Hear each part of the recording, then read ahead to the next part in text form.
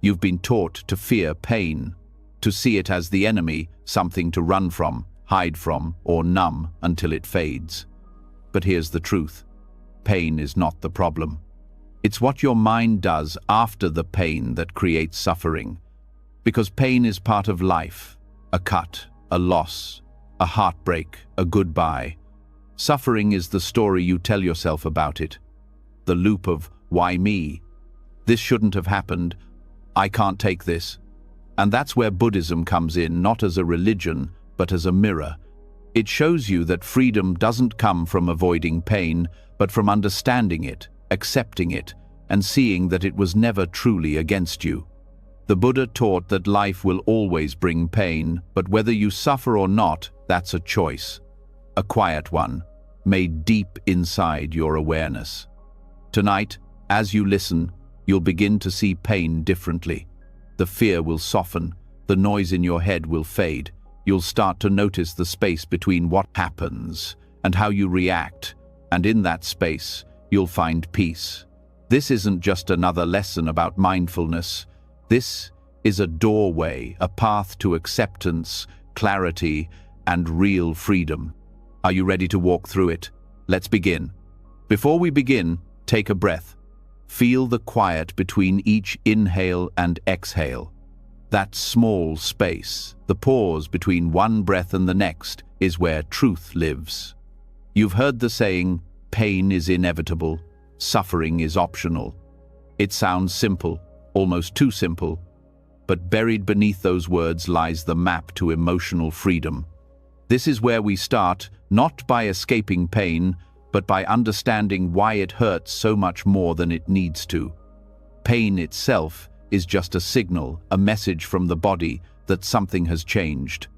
A cut, a burn, a loss. It comes, it speaks, and it passes. But suffering, that long echo that follows, that's the mind's doing. It's what happens when thought wraps itself around the experience and refuses to let go. The body says, this hurts, but the mind says, this will never stop. This means I'm broken. This shouldn't have happened. And in that moment, pain transforms. It stops being a message and becomes an identity. Science has shown that the body's pain is processed in the brain's somatosensory cortex, the part that simply registers sensation. But suffering, the emotional layer, lights up an entirely different region.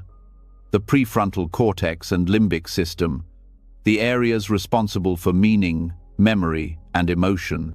That means pain isn't just about what you feel, it's about what you think you feel. The mind becomes a magnifying glass, turning a small cut into an open wound, a brief rejection into a story of lifelong inadequacy. This is what Buddhism calls the second arrow. The first arrow is the pain, the unavoidable, the real, the raw. The second arrow is the one we shoot ourselves with, the mental story, the resistance, the judgment. The Buddha said, when touched by a painful feeling, the uninstructed person sorrows, grieves, and laments. He feels two pains, physical and mental. The wise person feels only the first. That's the physics of suffering. The multiplication of pain through identification. The reason this happens is because the brain evolved to protect you. It remembers pain as a survival mechanism. When you touch a flame, your body flinches, and your mind records it. Fire equals danger. But the mind doesn't know when to stop protecting. It starts predicting pain, reliving pain, fearing pain. It keeps the wound alive long after the injury has healed. You begin to think, I was hurt before, so I will be hurt again. And so, pain becomes your default setting. The body heals, but the mind stays inflamed. Buddhist philosophy teaches that the root of suffering lies in tanha, craving or attachment. We crave pleasure and resist pain. But resistance doesn't erase pain, it feeds it. Think of the last time you couldn't sleep because of an ache or worry. The more you tried to ignore it, the louder it became. That's the paradox. What you fight, you strengthen. Neuroscientists have found the same pattern when we focus on avoiding pain. The brain's alarm circuits, the amygdala, amplify their signal, increasing distress. Acceptance, on the other hand, quiets the alarm. To understand the mind's role in amplifying pain, look at how memory and meaning intertwine. When something painful happens, the mind doesn't just record the event, it links it to everything similar in your past. A breakup becomes proof that no one stays. A failure becomes confirmation that I'm not enough. Pain becomes a thread that ties together every past disappointment. This is karmic conditioning in action, not punishment, but repetition. The energy of unexamined pain loops back into the present, shaping how you see yourself and the world. Karma, in this sense, isn't fate written by the gods.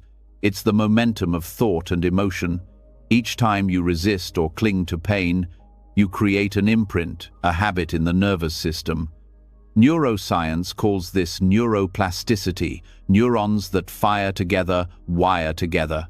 Buddhism calls it samskara, mental formations that shape perception. Over time, these imprints solidify into patterns, anxiety, fear, bitterness, and you begin to suffer not from pain itself, but from the weight of old reactions. What makes the mind such a powerful amplifier is its obsession with why. The moment something hurts, we start asking, why me? But the truth is, not all pain has a moral. Sometimes, it's just what is. The mind's need to find meaning in every discomfort often traps us in analysis and regret. This endless questioning is like adding friction to a wheel. The more it turns, the hotter it burns. Buddhism teaches that liberation begins when you stop demanding explanations from reality. There's also the illusion of permanence. Pain feels like it will last forever because the mind freezes time around it. A heartbreak at 20 can still ache at 40, not because the event continues, but because the story does. The body forgets, but the mind archives. It plays the same scene, again and again, each time reinforcing the emotional imprint. But impermanence, anicca, is the natural law of existence. Everything that arises must pass, including pain. The more deeply you understand this, not as an idea but as a lived experience, the lighter life becomes. Here's the irony. When you allow pain to exist without resistance, it often dissolves faster. The nervous system calms, the muscles release, the breath deepens. Mindful awareness doesn't remove pain, it removes the extra suffering layered on top.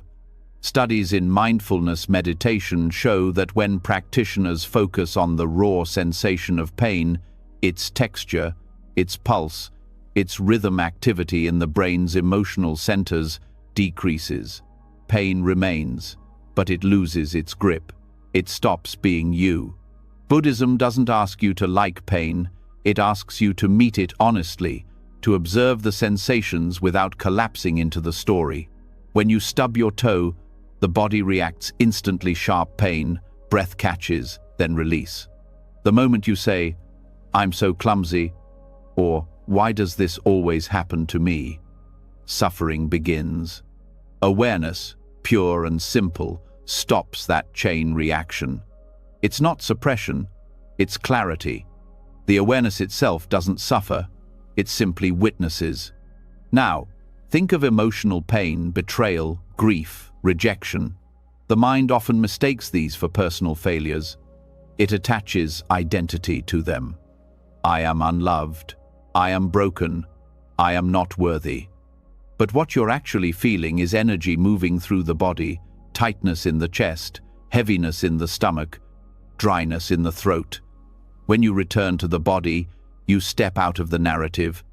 You see that emotions are just sensations with stories attached. Without the story, they come and go like waves. The Buddha compared this to fire. Pain is the spark, but suffering is the fuel. The more you feed it with thoughts, the longer it burns. The less you feed it, the quicker it fades into smoke. This is the physics of suffering, a reaction between attention and emotion.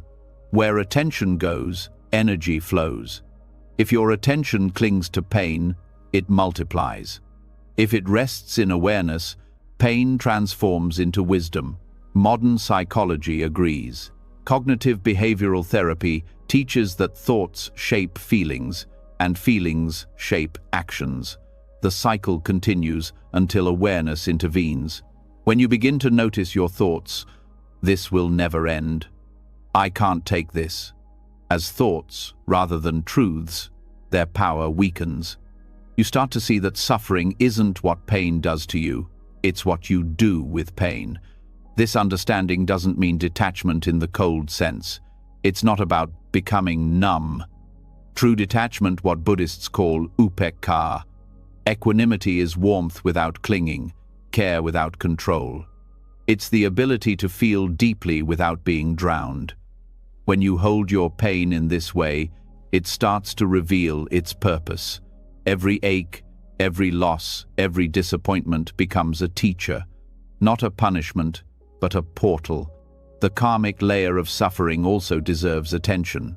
Karma is often misunderstood as cosmic justice, good or bad fortune handed down from past lives. But in the context of the mind, karma is simply the echo of reaction. Each time you meet pain with resistance, you reinforce the habit of resistance. Each time you meet it with awareness, you reinforce the habit of freedom. The energy you send out through thought, word, or action always returns in some form. This isn't mysticism, it's energetic physics. Every cause has an effect, and every reaction plants a seed for the future. When you begin to see this clearly, you start to take responsibility not for what happens, but for how you meet it. You stop asking, "Why is this happening to me?" and start asking, "What is this showing me?" The focus shifts from control to understanding. You learn to watch how pain arises in the body, how the shoulders tense, how the breath shortens, and in that observation, you create space. That space is liberation. The Dalai Lama once said that pain will always visit us, but we need not give it a room to stay. This wisdom comes from direct understanding of how the mind works. Suffering only persists when we feed it with attention, memory, and resistance. When you stop identifying with the experience, when you see it as weather passing through the sky of awareness, it can't take root. The sky doesn't suffer the storm. It allows it to move through. The fascinating thing about both neuroscience and Buddhist psychology is that they converge on this truth. Awareness changes the brain. Studies at Harvard and Oxford have shown that long-term meditators have thicker gray matter in regions related to emotional regulation and pain tolerance. Their brains literally reshape themselves through acceptance. That's the physical manifestation of enlightenment, not mystical light, but rewired neural pathways that no longer overreact to pain. To apply this in daily life, you don't need to sit in silence for hours. You just need to start noticing. When discomfort arises, physical, emotional, or mental, pause. Feel the raw sensation before labeling it. Ask yourself, what does this actually feel like? Instead of, "I hate this," notice pressure in the chest, warmth in the face, tightness in the throat. By staying with the sensory data, you prevent the mind from spiraling into interpretation. You cut the second arrow before it flies. In Buddhism, this practice is called vipassana, insight meditation. It trains you to observe experience directly, without judgment. Over time, you realize that everything joy, pain, fear, love arises and dissolves on its own. You don't have to chase or fight anything.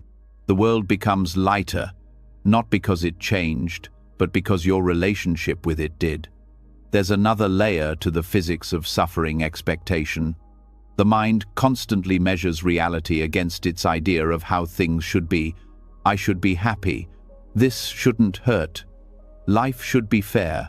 These shoulds are invisible weights that make pain unbearable. When you drop them, you discover something profound. Life was never meant to be painless, it was meant to be real. And reality, when accepted, is peaceful even in its imperfection. Consider how children experience pain. They cry when they fall, then moments later, they're laughing again. Why? Because they don't yet have the mental machinery to turn pain into identity. They feel it fully, then release it. Adults, on the other hand, carry mental storage, units of every hurt. We reopen the same wounds with thought. Healing, therefore, isn't about forgetting. It's about letting experience complete its natural cycle without interference. There's beauty in this understanding. Once you see that suffering is not punishment but misunderstanding, compassion naturally arises for yourself and others. You start to realize that everyone suffers from the same illusion, mistaking thoughts for truth, feelings for facts, pain for permanence, and in that recognition, judgment softens. You stop taking things so personally, you stop blaming, you start freeing yourself, not by fixing the world, but by freeing your perception of it. The mind will still resist. It will say, "But if I don't fight the pain, I'll be weak." Buddhism answers that strength isn't the absence of pain, it's the presence of peace amid pain. Acceptance doesn't mean you approve of what happened. It means you stop arguing with reality. And once that inner conflict ends, energy returns. The same energy that was trapped in struggle becomes available for healing. You begin to see that pain itself is neutral like rain. It can nourish or flood, depending on how you meet it. If you tense against it, it drowns you. If you open to it, it cleanses you. This is the transformation of suffering into wisdom. It's not a miracle, it's physics, emotional cause and effect. Over time, awareness becomes second nature. When pain appears, instead of spiraling into, "Why me?" your mind whispers, "Here is pain." Simple, direct, free of drama. The body feels, the mind observes, the moment passes. You don't cling, you don't resist, you don't narrate. And in that silence, the ancient illusion of suffering dissolves. What remains is clarity, the quiet understanding that everything you've ever feared was just energy asking to be seen. That's how the mind amplifies pain, by misunderstanding its message. Pain says, "Something has changed." The mind hears, "Something is wrong." But change is not wrong. It's life moving. The moment you align with that truth, you stop fighting the current. You float. You see that what hurts you can also wake you. That pain, stripped of story, is not your enemy but your teacher pointing you back, again and again, to the stillness that has never been wounded. And so, as this lesson settles, remember, suffering isn't proof of weakness. It's proof of awareness, the place where consciousness meets its own shadow and begins to understand itself. When you stop resisting the experience, you don't lose yourself. You rediscover who you truly are, vast, spacious, unbroken. The storm passes, the sky remains. That is the first truth of acceptance. Pain is inevitable, but suffering ends the moment you see that it was never yours to carry. When pain is no longer the enemy, something remarkable happens.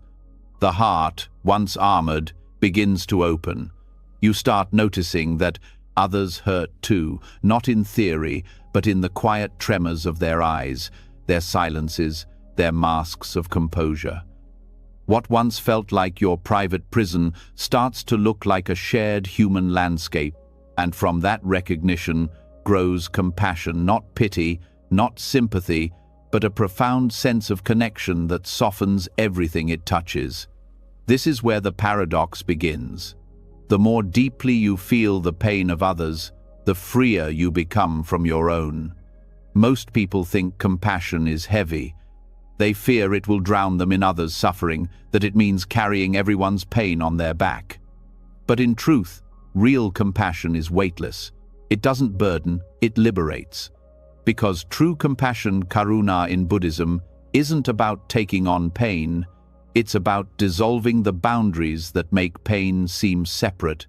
When you open your heart to another's suffering, something extraordinary happens. The wall between you and them starts to dissolve. You begin to realize that suffering is not personal, it's universal. And in that moment, the grip of my pain loosens. The Buddha described compassion as the natural response of an awakened heart, spontaneous, effortless, and vast. It isn't forced, nor does it arise from moral obligation. It flows naturally when you stop defending yourself from life. When the illusion of separateness fades, the suffering of another is felt not as a burden but as part of the same river you already swim in. The more you resist that current, the more isolated you feel. The more you open to it, the more you merge with life itself. That merging, that dissolution of self, is what frees you.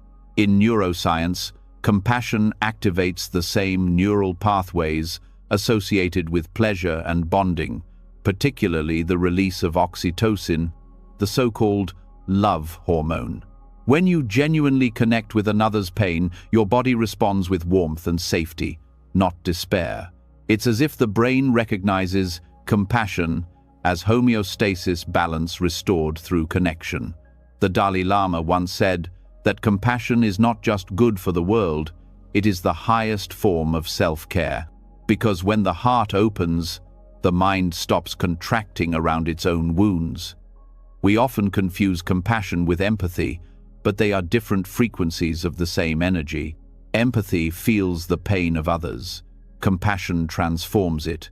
Empathy without awareness can lead to burnout because it mirrors another's suffering without context. Compassion, on the other hand, sees the whole picture. It includes both the pain and the wisdom beneath it. When a monk feels compassion for a starving child, he doesn't drown in sorrow. He sees the child's suffering clearly, feels it deeply, yet his heart remains steady, filled with a wish to relieve that suffering without being consumed by it. This stability arises from understanding impermanence, that even pain, no matter how vast, is temporary and transformative. In daily life, compassion is often mistaken for weakness. People worry that being too kind means being taken advantage of, that softness equals vulnerability. But the truth is, compassion is the purest form of strength. It takes courage to feel fully, to keep your heart open when the world gives you every reason to close it. Anger and indifference are easy defenses. They create distance. Compassion erases that distance. It allows you to meet the world as it is, without the armor. And in doing so, it disarms the ego, which thrives on separation. To understand the liberating power of compassion, it helps to look at the structure of the self. The I thrives on contrast, me versus you, right versus wrong, my suffering versus yours. Compassion dissolves these boundaries. When you feel another's pain as your own, the identity that separates you weakens.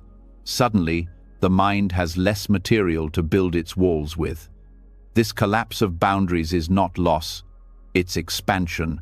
You don't disappear. You become larger, wide enough to hold joy and pain together without resistance. Psychologists call this self-transcendent experience. Moments when the sense of self expands beyond the personal to include others. These states have been linked to higher well-being, resilience, and even improved immune function. Buddhism understood this long before science did. The heart that beats for all beings beats in rhythm with the universe. The one who gives compassion receives peace because the act itself dissolves the illusion of separation, the root of suffering. One of the greatest misunderstandings about compassion is that it means feeling sad for others. That's sympathy, and it keeps you separate. Real compassion sees suffering clearly, but adds love to the perception. It doesn't say, poor you, it says, we are the same. It doesn't pity, it participates. It steps into the shared human field and radiates care without expectation. That's why the Buddha described compassion as a form of wisdom. It recognizes the emptiness of the separate self.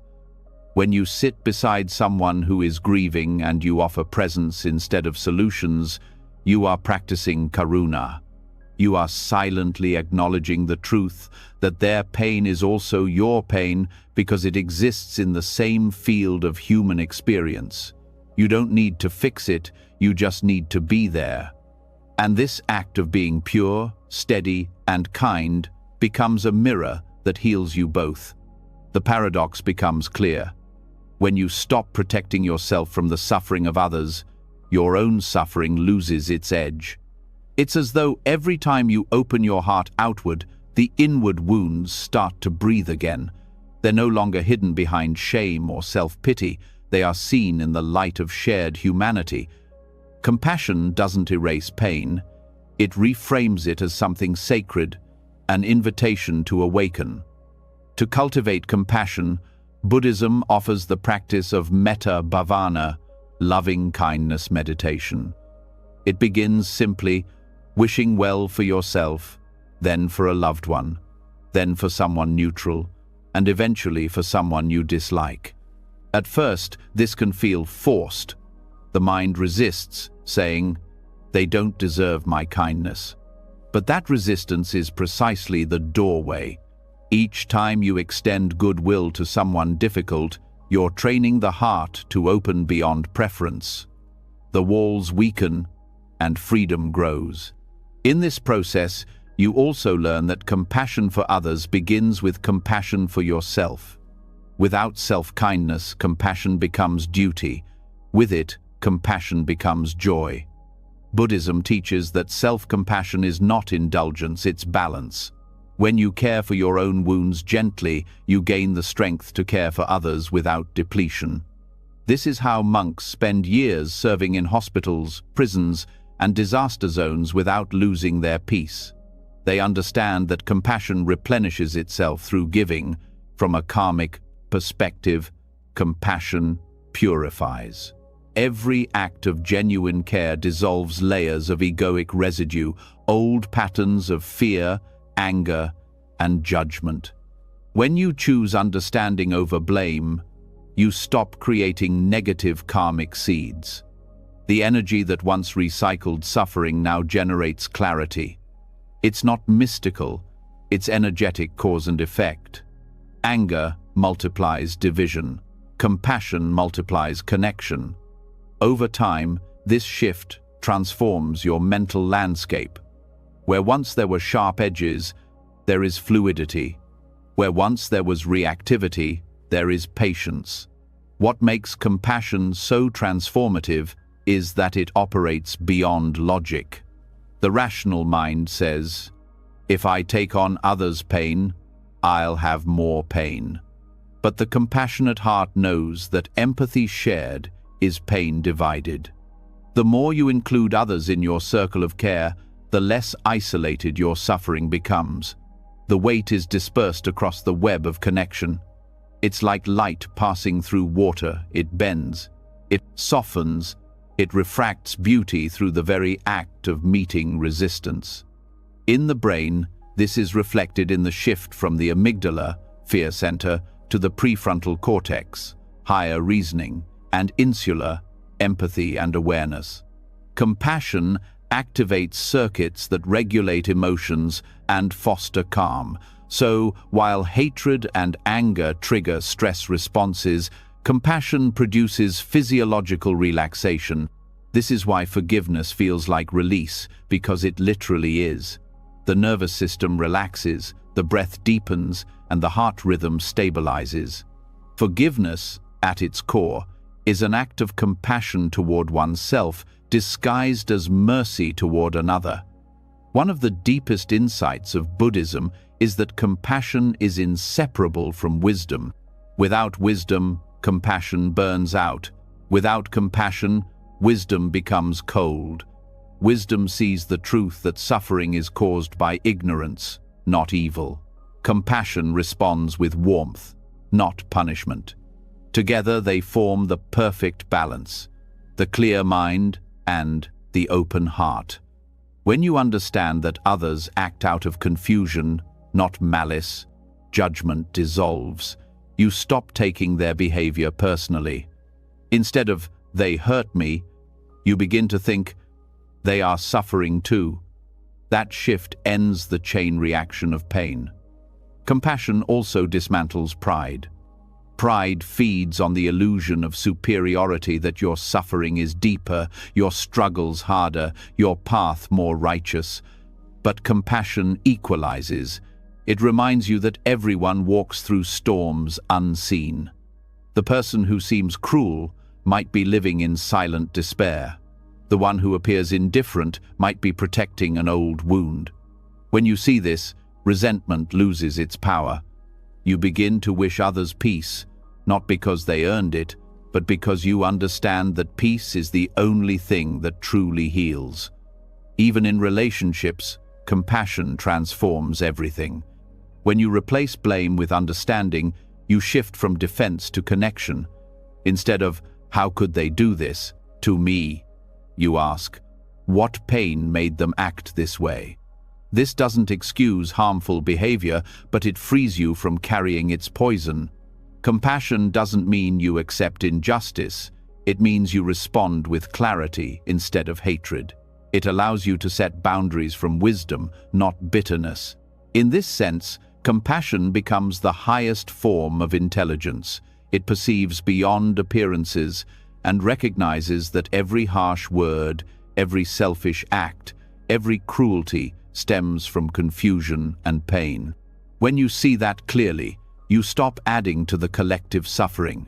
You become a stabilizing force in a chaotic world, calm, steady, grounded. This is what the Buddha called the lion's roar, the unshakable confidence of a heart that meets everything with understanding. The paradox deepens further. Compassion doesn't just heal emotional pain, it also alters perception itself. When your heart is open, you stop dividing experience into pleasant and unpleasant. You begin to see beauty even in the brokenness. A tear becomes sacred, an argument becomes an opportunity to grow, a loss becomes a reminder of impermanence. Compassion reveals that everything, even suffering, can serve awakening.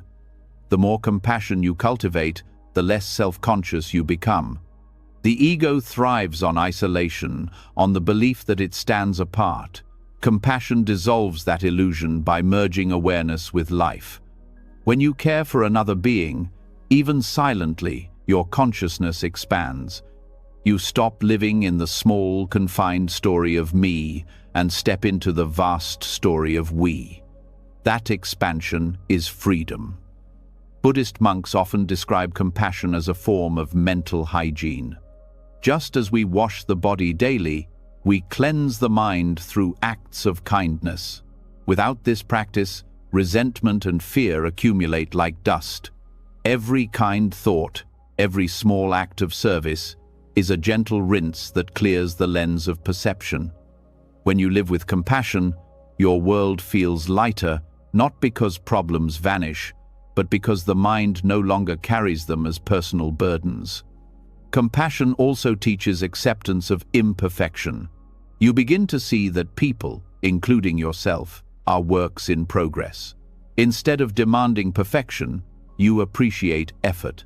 You forgive mistakes quickly because you understand that everyone is learning how to love better. This understanding turns daily interactions into practice. Every encounter becomes a chance to express kindness.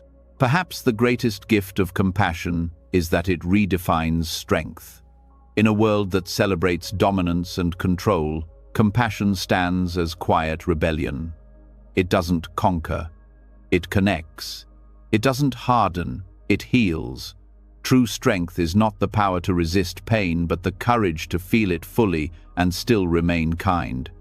When compassion becomes your instinctive response, fear loses its foundation. This kind of strength isn't loud.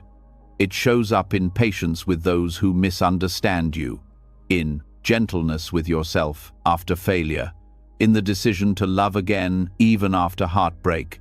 Compassion turns these moments into sacred ground.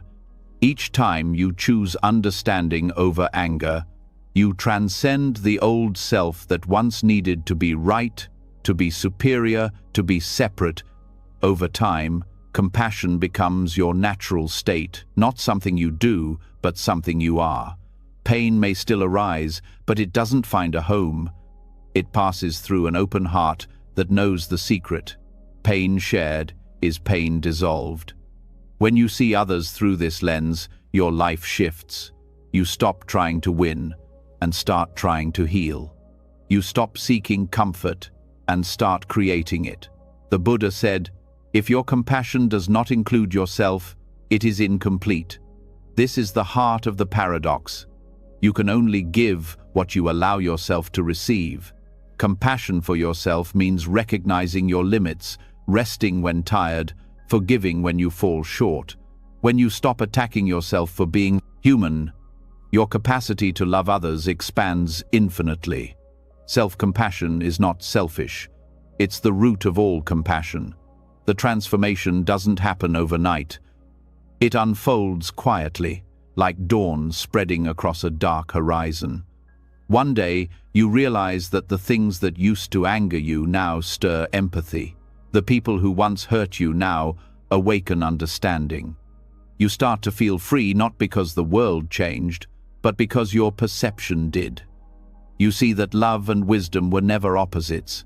They were two sides of the same awakening. This is the essence of the compassion paradox. The more deeply you allow yourself to feel, the lighter life becomes. The heart that embraces all suffering becomes untouchable by it. When there is no division between you and others, there is no place for loneliness, bitterness, or blame to hide.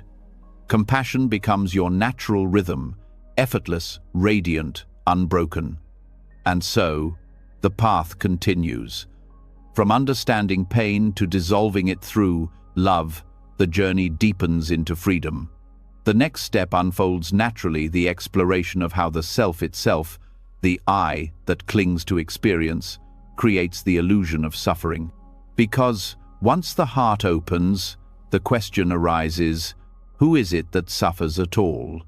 When compassion softens the heart, a quieter question appears beneath the surface of relief. If pain eases when the heart opens, who was holding it so tightly in the first place? The answer points to a shape we rarely examine because we live inside it, the felt sense of I. The personal story that stands in the center of every scene and says, "This is happening to me, this defines me, this will follow me."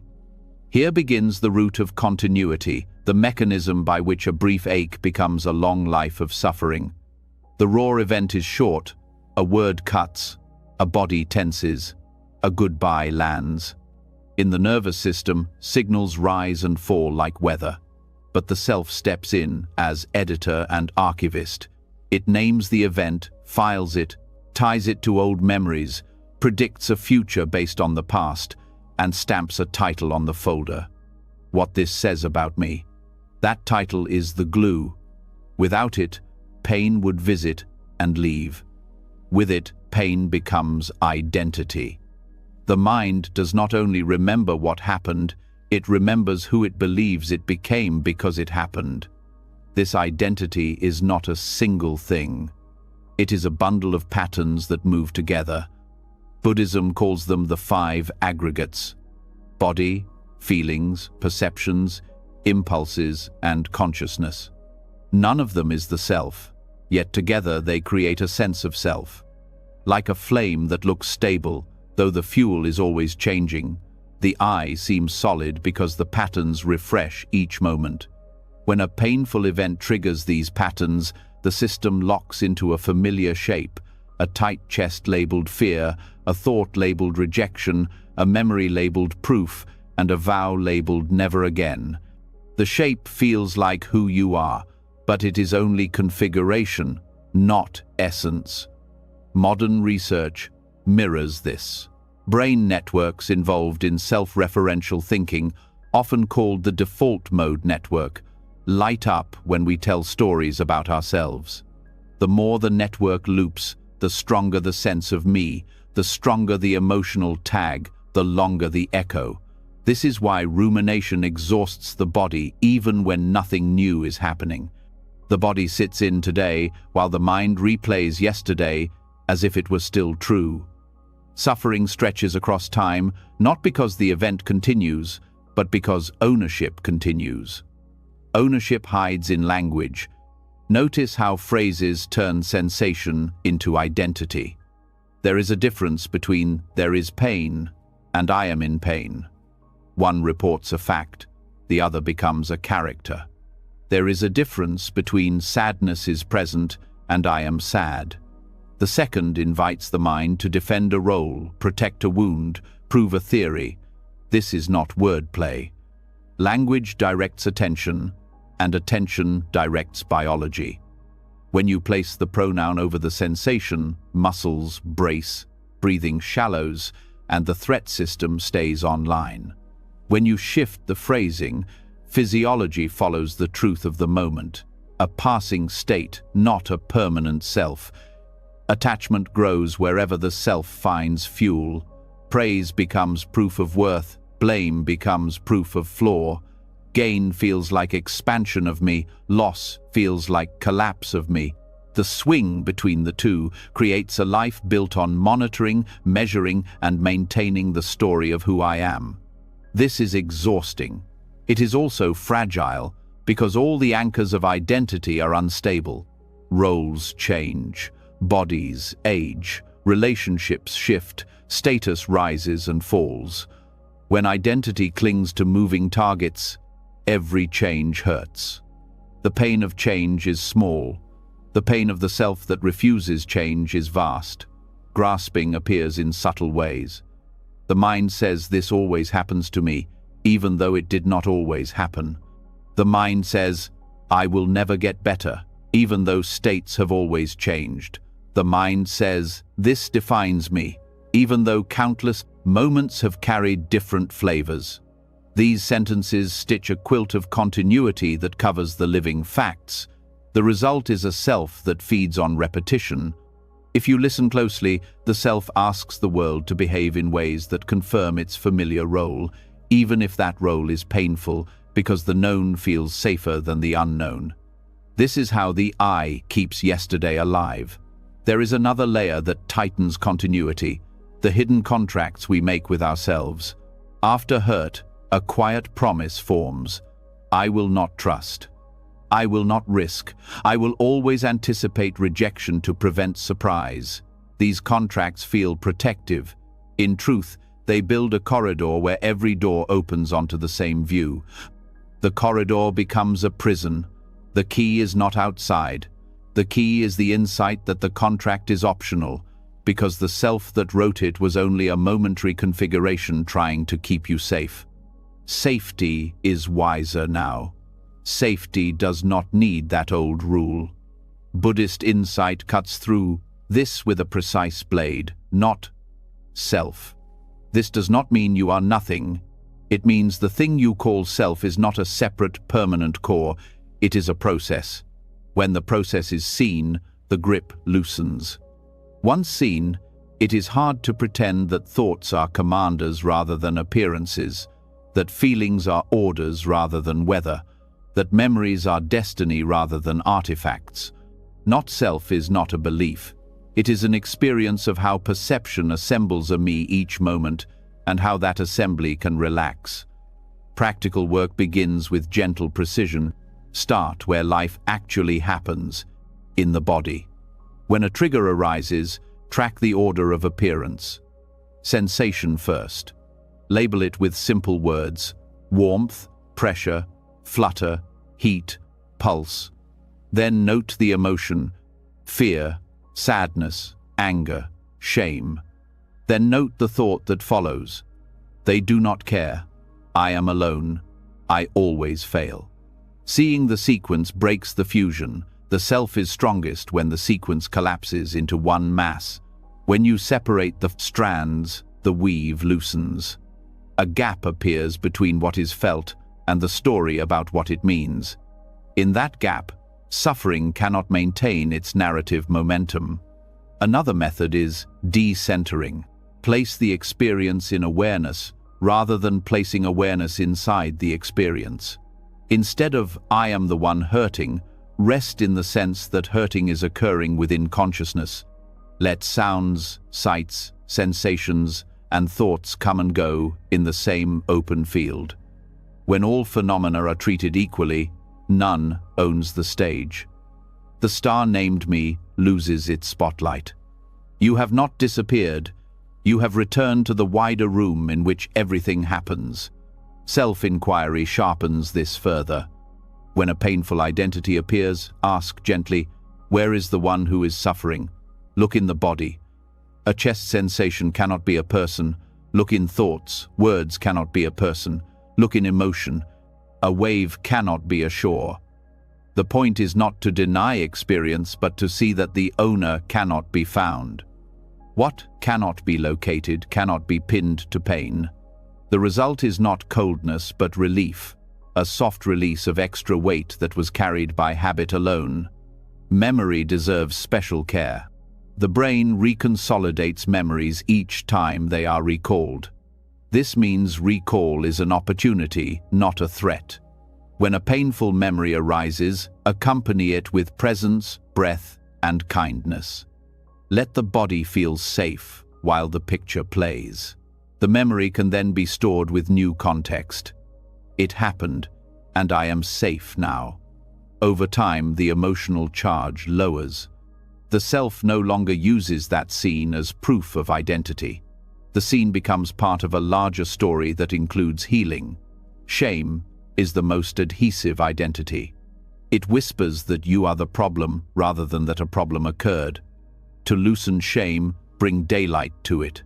Speak it aloud to someone who can hold it without judgment, or write it with the clear intention of meeting it with care. Shame dissolves in accurate language and warm attention. It grows in secrecy, global labels, and harsh self-talk. When shame softens, the identity that fed on it starves. The sense of being wrong at the core loses its engine. Choice of goals can either free or bind identity. When goals reinforce the fragile self, every setback deepens suffering. Goals grounded in values rather than status help the mind relax its image.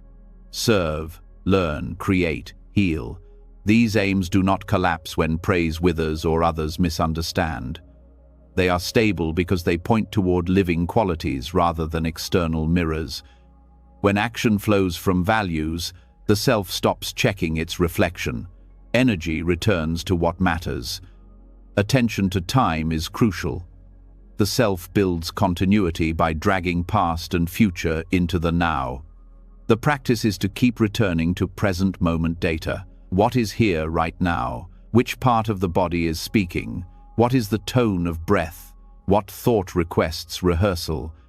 Answer with direct awareness instead of narrative. The mind may try to bargain. If I worry enough, I will be safe. See the bargain as superstition. Safety grows from contact with reality, not from rehearsal of fear. Relationships reveal identity fast. In conflict, the self defends its image with blame, withdrawal, or attack. Pausing to name the protective move disarms it. I am defending. I am shrinking. I am trying to prove. Clarity replaces reflex. Then add honest speech. Speak feelings without identity labels. Say, when this happened, fear rose, meaning started, and I shut down.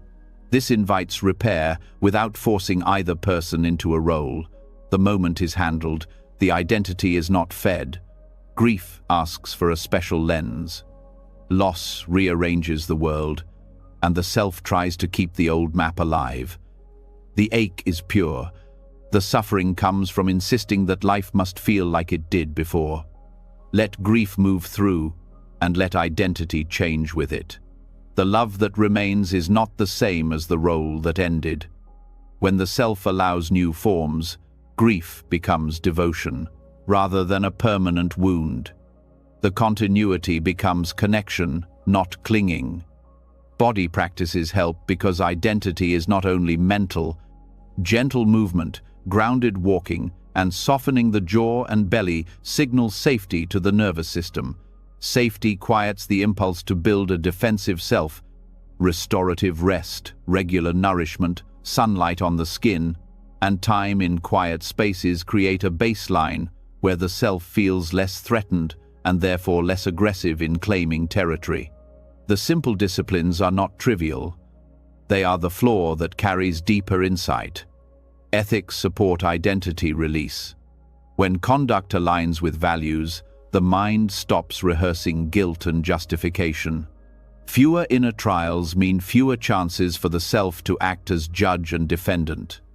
Honesty, kindness, and restraint are not moral ornaments. They are engineering choices that simplify the inner system. A simple system suffers less because it generates fewer tangled stories. Subtle pride can hide inside spirituality. The mind can use practice to build a better self-image, the one who is advanced, awakened, or above others. That identity will suffer as soon as life refuses to honor it. The antidote is humility and humor. Catch the impulse to be special. Bow to ordinary life. Wash the cup. Apologize quickly. Thank often. Let learning stay lifelong. In a humble heart, pain has fewer hooks. Forgiveness loosens identity because the self often defines itself against an enemy. Without an enemy, the role of the wounded hero or righteous victim has no stage. Forgiveness does not deny harm. It releases the ongoing role that harm tries to assign. Speak this within. The past is complete. The lesson is kept. The role is dropped. Then live forward with clear boundaries and a light grip. You are not the character that old scenes asked you to play. Work with the senses as portals. Sight, sound, touch, taste, and smell arise fresh each moment, independent of the autobiographical loop. Rest attention in a simple sound or the feeling of the feet. The more contact with raw data, the less fuel for the storyteller. This is not escape. It is recalibration. The world as it is invites a self as it is not heavy, not armored, not rehearsed. Compassion for the self must remain woven through. Each time you catch the identity clinging, respond with warmth, not attack. The voice that says you did it again is the old manager trying to control through shame. Thank it for trying to help, then return to breath and presence. A kind witness dissolves the need for a loud defender. Over weeks and months, the system learns trust. Trust shortens the life of suffering because it short-circuits panic. Art and honest creativity can melt fixed identity. When you write, draw, sing, or craft without chasing approval, you enter flow where the watcher softens and the maker leads. Here the self is transparent, functions well, and does not obsess about itself. Such practice trains the nervous system to enjoy being without needing to be someone. After flow, returning to ordinary tasks feels lighter. The muscle of non-urgency strengthens. Silence is medicine, not just the absence of sound, but the choice to stop feeding the internal narrator. Sit for a few minutes daily with the simple resolve to let thoughts pass without commentary. At first, the narrator grows louder. With patience, it tires. Under the talk is a quiet aliveness that does not need labels. Touching this often shows the mind a contrast. Life is vivid, without the constant claim of me. There is a tender truth about healing identities built from trauma. The self that formed under threat did save you. Thank it. Then teach it new ways. Trauma-informed practice pairs mindfulness with titration, moving toward intense material in small doses. Choose anchors of safety, like breath in the belly or touch on the forearm, before visiting hard memories. Return to the anchor often. This way, the self learns that it can loosen control without being overwhelmed. Safety and freedom grow together. Notice the small, ordinary moments when identity is soft. Laughing with a friend, stirring a pot, folding clothes, walking under a wide sky. In these moments, you are not worried about who you are. You are simply here. Let these be teachers. The mind often overlooks them because they are not dramatic, yet they reveal the natural state, present, open, and unburdened by narrative. Remembering them during hard hours restores balance. Rituals can help retrain continuity. Mark transitions with simple actions that tell the body a chapter has closed. Wash the hands after a heavy conversation. Step outside and look at something living after finishing difficult work. Light a candle at night and place thoughts into it with a silent thank you, then extinguish the flame as a sign that the day's identities can rest. The nervous system appreciates clear signals. Clarity reduces the tendency to keep carrying old roles into new hours. Service loosens identity precisely because it shifts the center of gravity away from self-focus. When you help quietly, without broadcasting, the nervous system learns the relief of being part of a larger movement. The reward is not praise but belonging. Belonging is lighter than performance. A life that regularly touches service does not need as many personal stories to feel valuable. Gratitude is subtle medicine against the fixation of lack. The self clings hardest when it feels incomplete. Naming specific blessings daily does not deny hardship. It reveals the larger field in which hardship sits. Write them plainly. Morning light on the floor, a message from someone who cares, clean water, breath that comes on its own. The more the heart notices, the less the identity needs to claw for proof of worth. Across all of this, the deepest shift is trust in impermanence. When you trust change, you do not need a rigid self to defend against it. You can meet each moment with skills instead of stories. The stability you long to build with identity appears in a different form. Stability as responsiveness, strength as flexibility, confidence as intimacy with what is. This is maturity of practice. Soon, the continuity of suffering begins to break along natural seams. A trigger arises, and the system registers sensation, breathes, and returns. A harsh memory appears, and the heart holds it without turning it into fate. A label starts to stick, and humor peels it off. The self is still present as a useful function, a name, a role, a signature, but it no longer claims ownership of the sky. It becomes a helpful tool, not a heavy throne. From here, acceptance becomes simpler. There is less to protect because there is less fiction to defend. Pain may still knock, but it meets an open door and a spacious room. It does its work and leaves. The house remains bright. The old identity would have followed pain down the road and called the journey destiny. The new understanding stays home. This shift is not distant. It grows in the small choices of today. Speak plainly. Breathe when the chest tightens. Notice when language turns sensation into a self. Soften contracts that no longer serve. Thank the parts that tried to keep you safe, then let them rest. Keep the body cared for, the mind honest, the heart kind. Over time, the old continuity loses both story and stamina. What remains is a self that knows its proper size. Useful? Yes. Ultimate? No. Light enough to learn, soft enough to love, clear enough to release what has ended, strong enough to stand in truth without armor. In this clarity, suffering cannot find endless corridors. It finds a clean room with open windows, a simple chair, and a presence that does not argue. The chapter closes when it is ready, and life moves on without dragging the past behind it. From compassion to identity and beyond, the path keeps widening. The next doorway appears in the quietest place of all, the tiny instant before the mind labels an experience.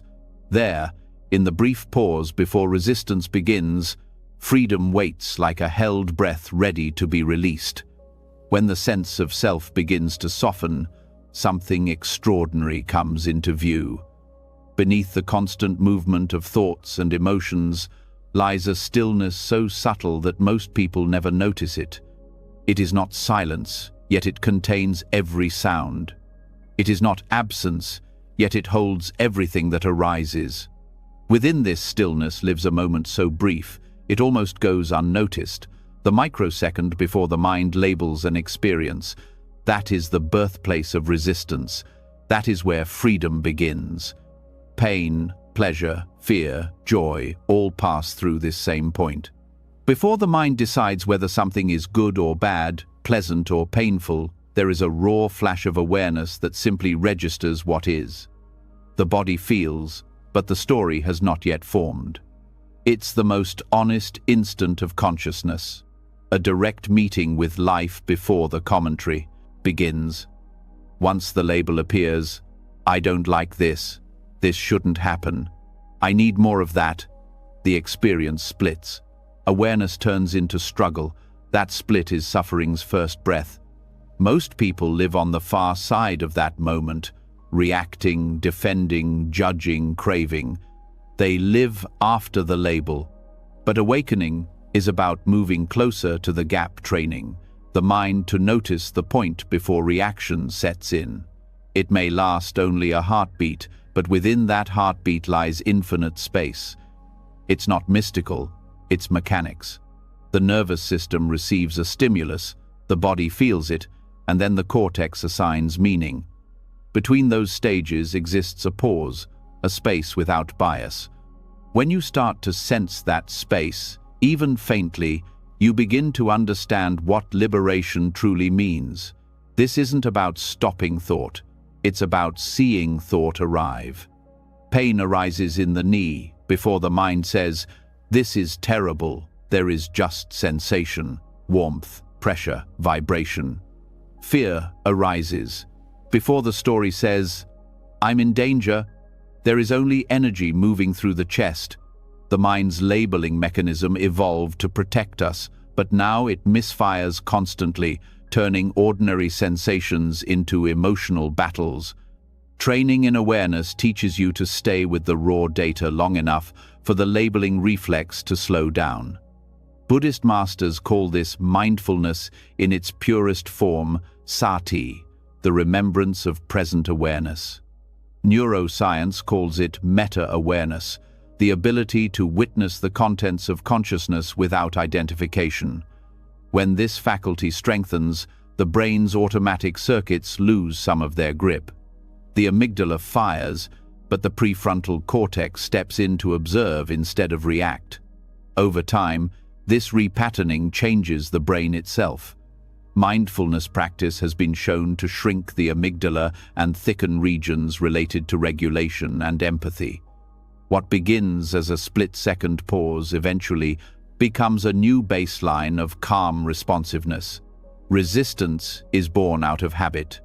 The mind's first label, bad, immediately calls forth its opposite, good. The self, addicted to comparison, starts measuring every sensation against preference. This comparison builds tension because reality rarely aligns with expectation. You stub your toe and instantly move from raw sensation to judgment. "I'm so clumsy." The story arrives faster than breath. To see the moment before, it means to retrain the nervous system to notice sensation without evaluation. That is the art of liberation in motion. One way to train this sensitivity is through body-based meditation. Sit quietly, bring attention to the breath, and feel each inhalation as movement rather than meaning. When a discomfort arises, don't adjust right away. Let awareness meet the sensation before the mind intervenes. Describe it in neutral terms: warm, pulsing, tight, sharp. Stay curious. Curiosity is the antidote to resistance. Where judgment closes, curiosity opens. With repetition, the body learns a new rhythm: feel first, label later, or not at all. The same applies in emotion. Suppose anger rises. Instead of saying, "I am angry," notice. Anger. Energy is here. Watch how heat spreads, how the jaw tightens, how thoughts cluster around blame. Each observation keeps you closer to that first microsecond. As the mind slows, you begin to see how labels form. You watch the word anger attach itself to a bodily storm. Then notice the secondary labels: wrong, unfair, again. If you don't feed them, they fade. Anger transforms into pure energy, moving and dissolving like wind through grass. The moment before resistance is not glamorous. It's small, quiet, and often uncomfortable. The ego finds no entertainment there because it cannot narrate. Yet this is the most creative space in consciousness. Every choice, every reaction, every emotional habit is born here. When you miss the moment, habit runs your life. When you catch it, choice appears. A soft smile can replace a sigh. A pause can replace an argument. Understanding can replace defense. Liberation is not about control. It's about recognition. Children live close to this space. They feel pain, cry, and then move on because they haven't built enough memory to sustain resistance. Adults, layered with years of interpretation, rarely touch raw experience directly. But awareness can return to that innocence through practice. You start noticing that sensations don't demand stories. A sound doesn't require opinion. A thought doesn't require belief. The world remains vivid without being filtered through like and dislike. This capacity also brings emotional intelligence. When you meet others from the space before resistance, you stop reacting to their defenses as personal attacks. Someone shouts, and you hear the vibration of sound before the meaning. Someone withdraws, and you sense their fear before your own insecurity. You meet behavior as information, not insult. This doesn't make you passive, it makes you precise. You respond from clarity rather than conditioning. There's a physical counterpart to this awareness. When resistance arises, the body contracts. Shoulders lift, jaw locks, breath shortens. These are signs that the microsecond has been missed. The key is not to fight the contraction, but to notice it quickly. Awareness of tension interrupts the cycle. Take one conscious breath, feel the belly soften, and you are back in the space before story. Over time, the body itself becomes an ally, signaling the moment resistance begins. In spiritual terms, this microsecond is the meeting point of samsara and nirvana, the turning of the wheel. Samsara is not a place. It's the momentum of reaction. Nirvana is not elsewhere. It's the stillness that appears when reaction stops. Each time awareness catches that initial impulse and lets it pass without clinging, the wheel slows. That slowing is awakening unfolding in real time. The process can be trained through simple daily acts. When thirst arises, pause before reaching for the cup. Feel the body's call, the movement of hand, the touch of glass, the taste of water. Each step is a chance to witness experience before preference. Over weeks, these micro-pauses accumulate. You find that life feels spacious, even in busy hours. Nothing has changed outside. The shift is in perception from living after resistance to living before it. The mind may resist this practice because it thrives on control. It wants to solve pain by strategy, not by presence. It will say, if I stay in this moment, I'll lose time. But awareness outside of resistance is not slowness. It is efficiency without tension. Actions become cleaner because they're not clouded by judgment. Work flows, communication softens, and the nervous system operates with less waste. An often overlooked aspect is how this awareness reshapes memory. Experiences encoded without resistance are stored as neutral events. Those encoded with judgment become emotionally charged and easily reactivated. When you train to stay before labeling, Even challenging events leave lighter traces. This is why seasoned meditators describe life as vivid yet unsticky. Their memories are alive but not heavy. Compassion also deepens here. When you touch the space before resistance, you sense the same stillness in others.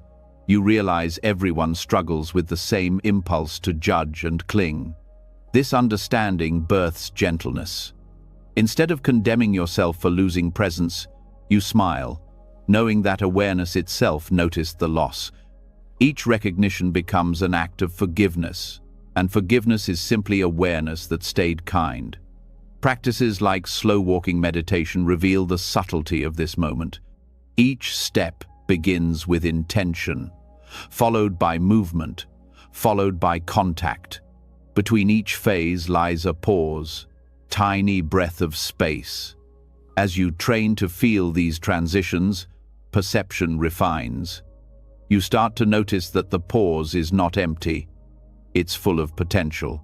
It's the same pause that exists before speech, before thought, before emotion. It's the womb of creation and dissolution. To live in awareness of it is to live free, even while moving. In daily conflict, this skill is priceless. When tension rises in conversation, catch the breath right before the retort. That breath is the doorway back to awareness. In that pause, you can choose silence, clarity, or humor instead of reaction. The other person might still be caught in resistance, but one conscious breath often diffuses the entire charge. The brain rewires each time you interrupt this cycle, reinforcing the pattern of pause before reaction. The moment before resistance also reveals the nature of freedom. Freedom is not getting what you want, it's not needing to fight what is. In that small space of pre-labeling, everything is allowed to exist. Pain, joy, confusion, peace, all pass through the same gate. The difference lies in whether you tighten around them or stay open. To stay open doesn't mean to enjoy discomfort. It means to stop making war with reality. When war ends, peace is not something you achieve, it's what remains. Even the breath holds this teaching. Between inhale and exhale lies a natural pause. It is brief but essential. Life depends on it, yet it demands no effort. When awareness rests there, the mind tastes effortless balance. The body breathes itself. You simply witness. That is the same quality of freedom that exists before resistance. It's not something you build, it's something you stop interrupting. To strengthen recognition, use short reflections during the day. Before reacting, ask simple questions. What is actually here? Is this a sensation or a story about sensation? Is this emotion demanding action or just movement asking for space? These inquiries are not analysis. They are reminders to return to the pre-label moment. The more often you return, the more the nervous system learns to stay there naturally. Art and nature both invite this awareness. Looking at a sunrise or hearing a piece of music before thought names it beautiful is a pure encounter. The mind rushes to say, "I like this," but the experience itself was already complete before the comment. That completeness is always available, even in pain. The same awareness that meets beauty can meet discomfort. When you sense this equality, your relationship to pain changes forever. The subtle challenge is that awareness cannot be forced. Trying to grasp the microsecond turns it into another project of the ego.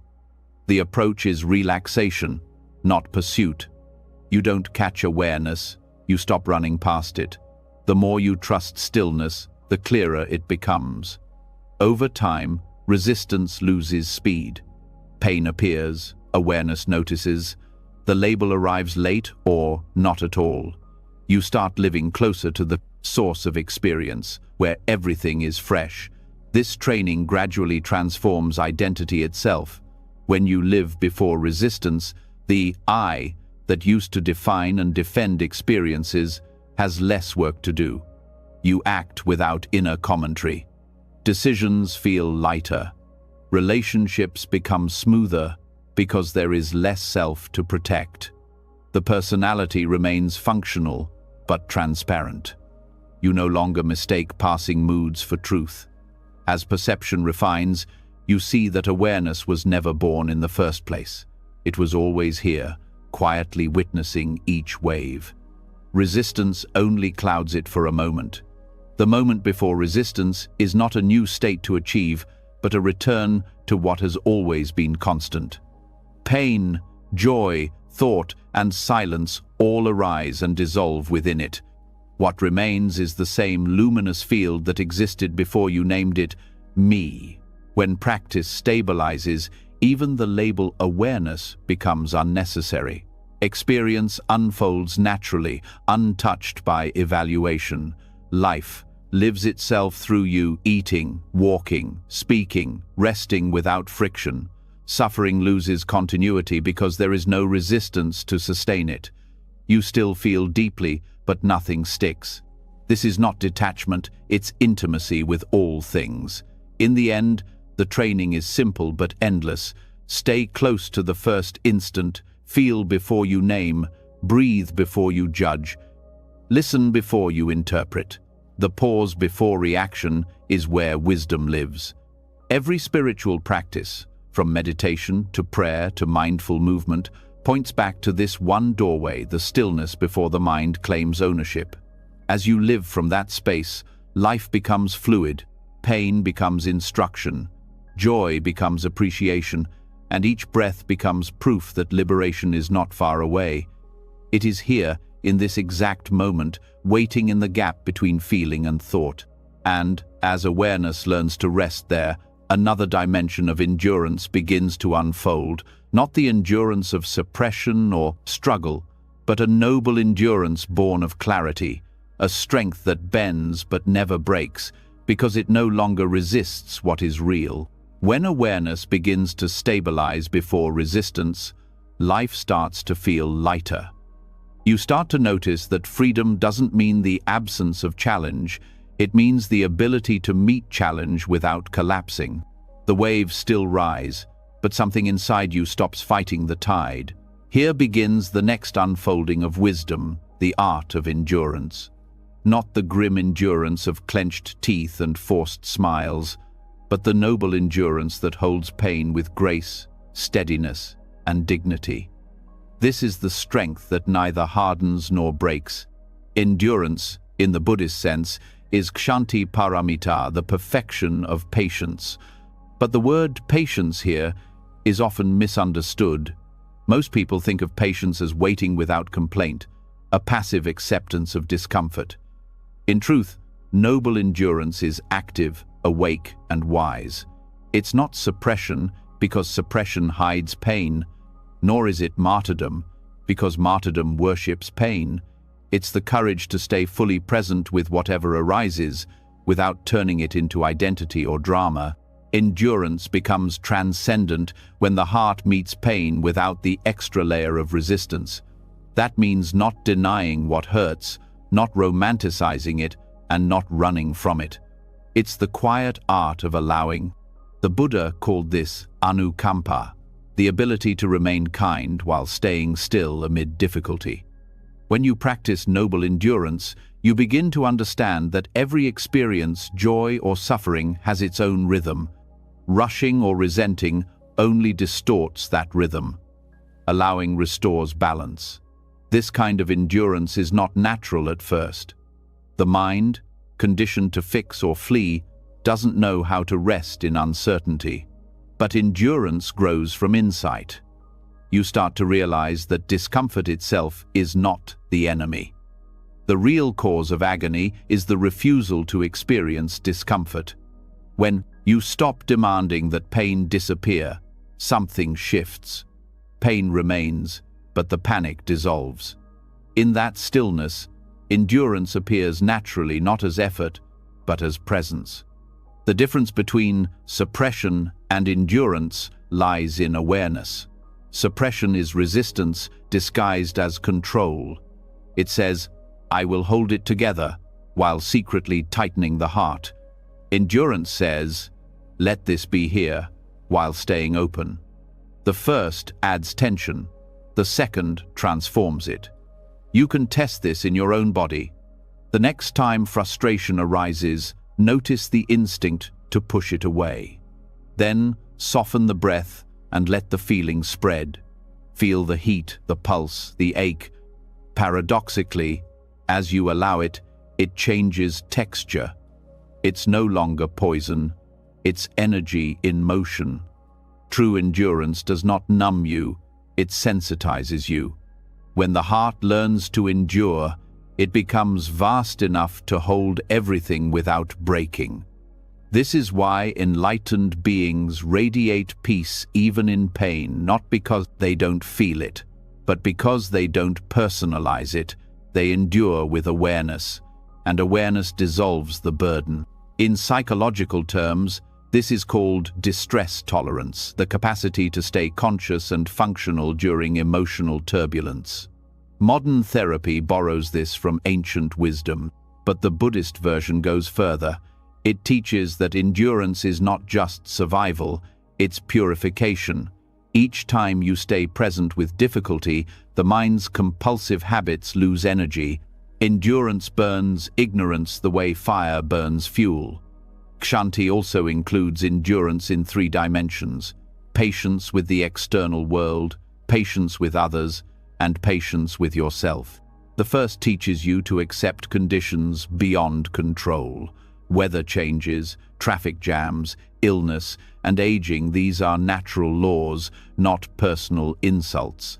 When you stop fighting the inevitable, you conserve enormous energy. The second, patience with others, dissolves interpersonal suffering. People act from their conditioning, not to torment you. Seeing this clearly transforms irritation into compassion. The third, patience with yourself, is perhaps the hardest. Growth takes time. Endurance means letting yourself evolve without judgment. A person who practices noble endurance becomes like water. Water can be soft or powerful. It adapts to every container, flows around every obstacle, and wears down the hardest stone without aggression. It doesn't rush, yet it never stops. Endurance has this same quiet intelligence. It's not a refusal to act, it's the wisdom to wait for right action. When the mind is still, clarity emerges, and what once felt unbearable becomes manageable. It's important to understand that endurance is not passivity. The world often praises toughness, but toughness is brittle. Endurance is flexible. It allows movement without losing center. If a tree refuses to bend in the storm, it breaks. The one that yields survives. This yielding is not weakness. It's wisdom that knows when to step back, when to act, and when to simply witness. To cultivate noble endurance, awareness must stay embodied. Pain processed in the head becomes narrative. Pain felt through the body becomes transformation. When difficulty arises, anchor attention in the breath, the soles of the feet, or the rhythm of the heartbeat. Each anchor keeps you from drifting into the mind's stories. Endurance grows not by thinking about patience, but by practicing it moment by moment, through breath and presence. There's also an emotional alchemy in endurance. When you allow pain to exist without resistance, it refines you. Anger transforms into clarity. Sadness deepens into compassion. Fear turns into wisdom. Each emotion, when fully felt without judgment, reveals a teaching. The process can be uncomfortable because the ego's shell cracks open. But what emerges is authenticity, the capacity to meet life directly, without pretense. In this sense, endurance is a form of love, love expressed as stability. When you stay present with pain, you are telling yourself, "I will not abandon you." That message heals old wounds more deeply than any external comfort. Many of our struggles come from abandoning ourselves at the first sign of discomfort, numbing, escaping, blaming. Noble endurance reverses that pattern. It's the promise of companionship with your own humanity. There's a story from the Buddha's life that captures this essence. During a fierce storm, the monks were terrified and scattered, but the Buddha sat unmoved under a tree. When asked how he remained calm, he said, "The storm is outside. It need not enter." That is endurance, not ignorance of danger, but knowing that your awareness is bigger than the storm. Endurance also reveals the difference between pain and harm. Pain is part of life. Harm is pain multiplied by resistance or reaction.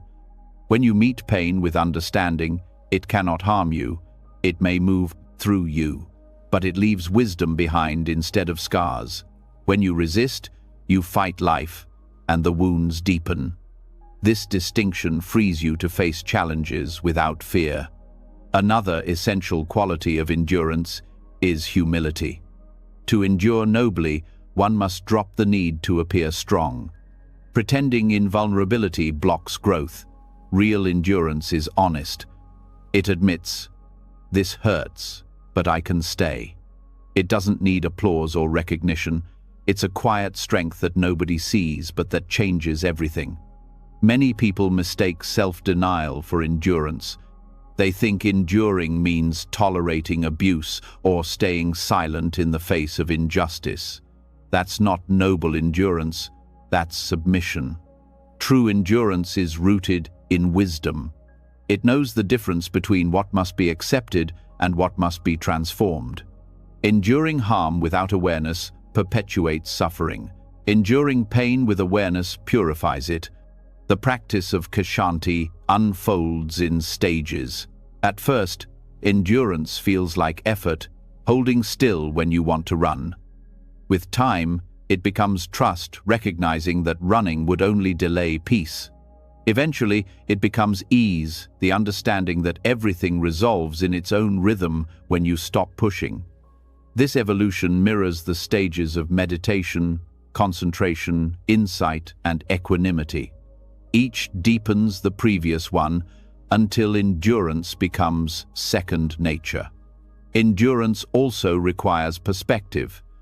When you see your challenges within a larger view, they lose the power to crush you.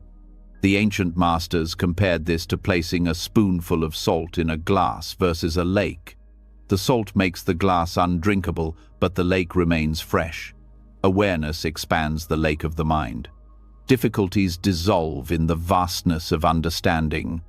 Another way endurance becomes transcendent is through gratitude. Gratitude doesn't deny difficulty. It honors the lesson within it. Every time you endure with presence, you grow stronger, clearer, and more compassionate. Gratitude turns endurance from punishment into purpose. When you can say, "Thank you, pain, for showing me where I still cling," suffering becomes sacred instruction. Science again echoes this. Research on emotional resilience shows that acceptance and gratitude activate neural networks that counteract stress responses. The brain interprets gratitude as safety, which allows the parasympathetic system to restore balance. In other words, endurance without resentment heals both mind and body. Endurance also requires faith, not blind belief, but trust in the unfolding of reality. Faith is what carries you when clarity hasn't yet arrived. You may not understand why something is happening, but you can trust that it will lead somewhere meaningful if met with awareness. This faith is not naive optimism. It's the calm confidence that even darkness has a role in light. In community life, noble endurance builds harmony. A person who is trained in patience becomes a pillar of steadiness. Their calm presence diffuses tension. Their silence speaks louder than arguments. Such people don't absorb negativity, they transform it. In a world addicted to reaction, endurance is revolutionary. It breaks the chain of escalation and replaces it with peace. On a deeper spiritual level, endurance dissolves the illusion of control. The ego wants certainty and immediate resolution. Endurance teaches surrender, not defeat, but alignment with truth. You realize that you are not the driver of every outcome. You participate, you care, you act, but you release the obsession with result. This surrender is where endurance becomes transcendence. It stops being about surviving difficulty and starts being about living in harmony with impermanence. Sometimes, endurance looks like silence.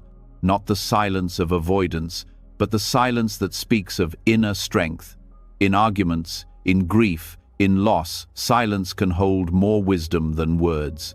Other times, endurance is active, showing up again and again for what matters, even when results are uncertain. Both forms arise from the same source, an unshakable trust in awareness. This trust grows through reflection. Look back at the hardest moments of your life. You survived each one. Some changed you in ways that hindsight now calls blessings. Endurance is proof of your capacity. Recognizing this history builds quiet confidence. You begin to understand that the mind's prediction of collapse is rarely true. Life sustains itself through you when you stay open. Noble endurance also transforms time. When you stop rushing through discomfort, time expands. Each moment becomes rich with detail, the rhythm of breath, the play of light, the pulse of the heart. You start living inside experience rather than waiting for it to pass. Paradoxically, this presence makes challenges shorter because they are fully met.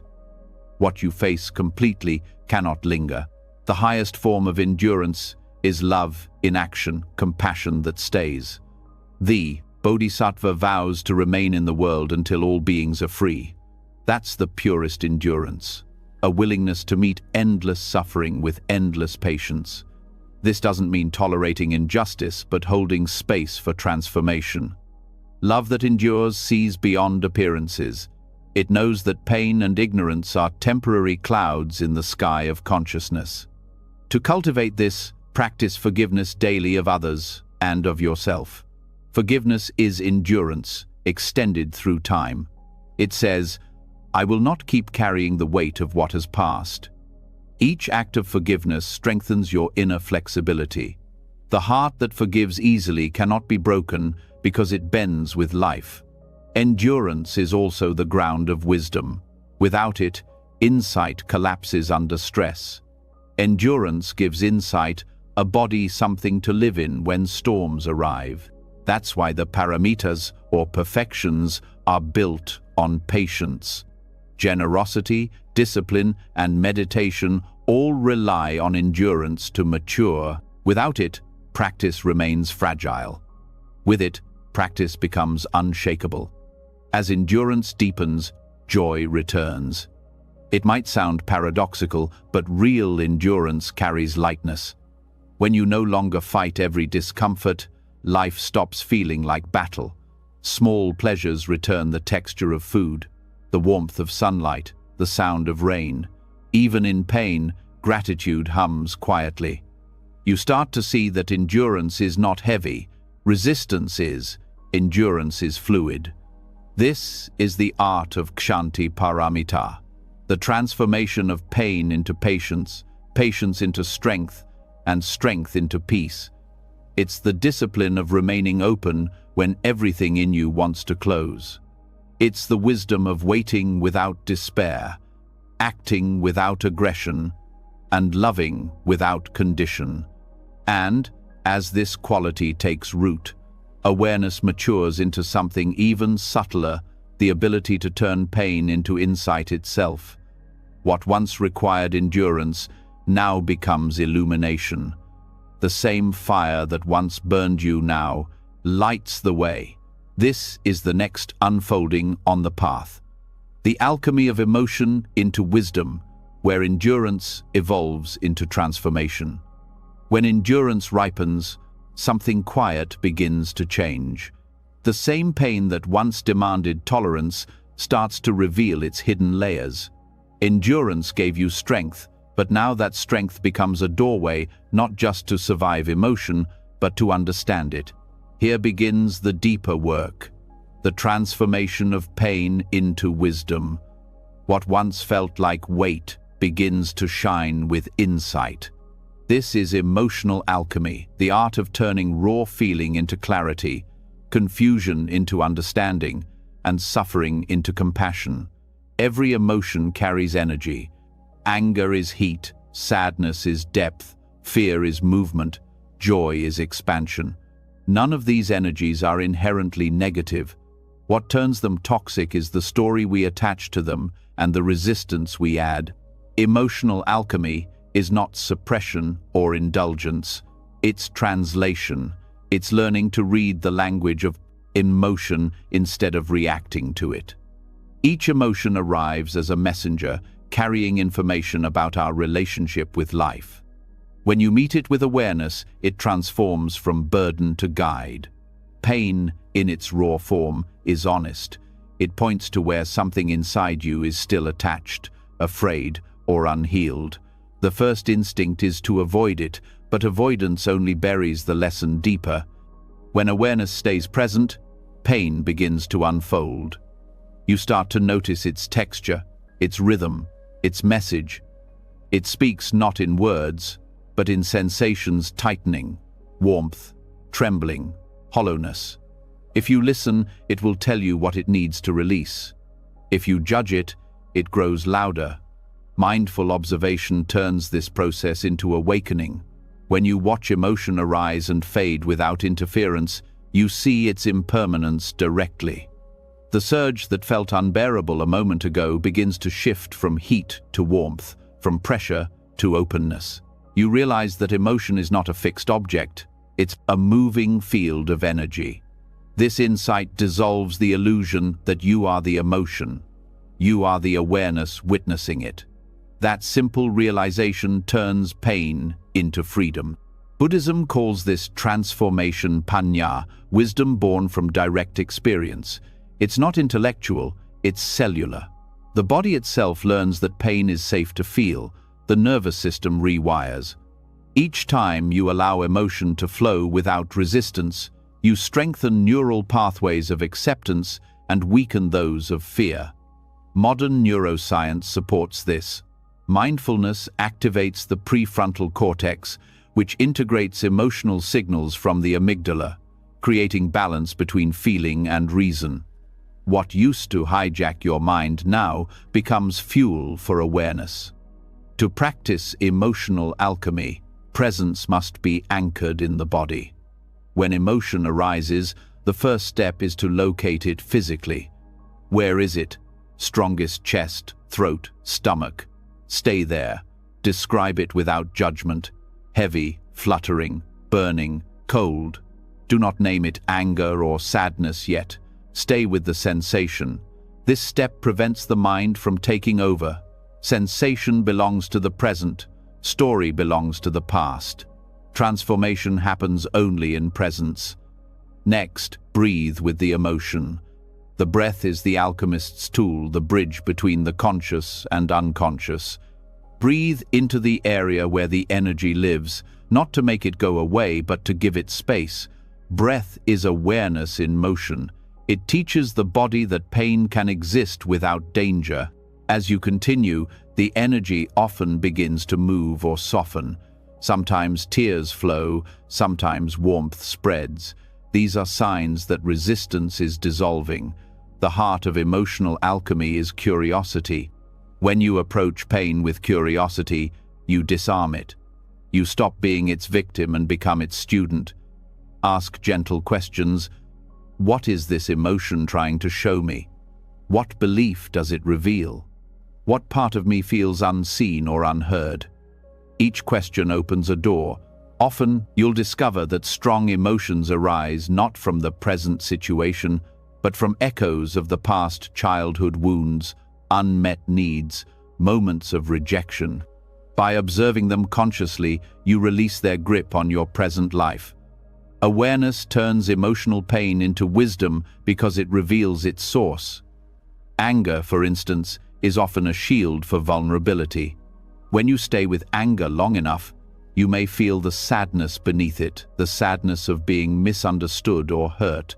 That sadness, when accepted, transforms into empathy. Fear, when met fully, reveals the longing for safety and trust. Once you recognize that, fear becomes awareness of fragility, a teacher of care. Every emotion, when seen to its core, contains the seed of its opposite virtue. That's the true alchemy.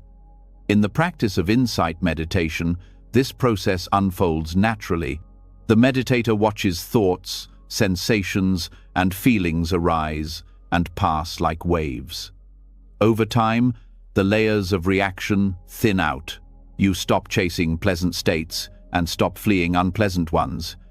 Pain loses its identity as mine. It becomes movement within consciousness, neutral, informative, alive. When you see emotion this way, it becomes your teacher rather than your tormentor.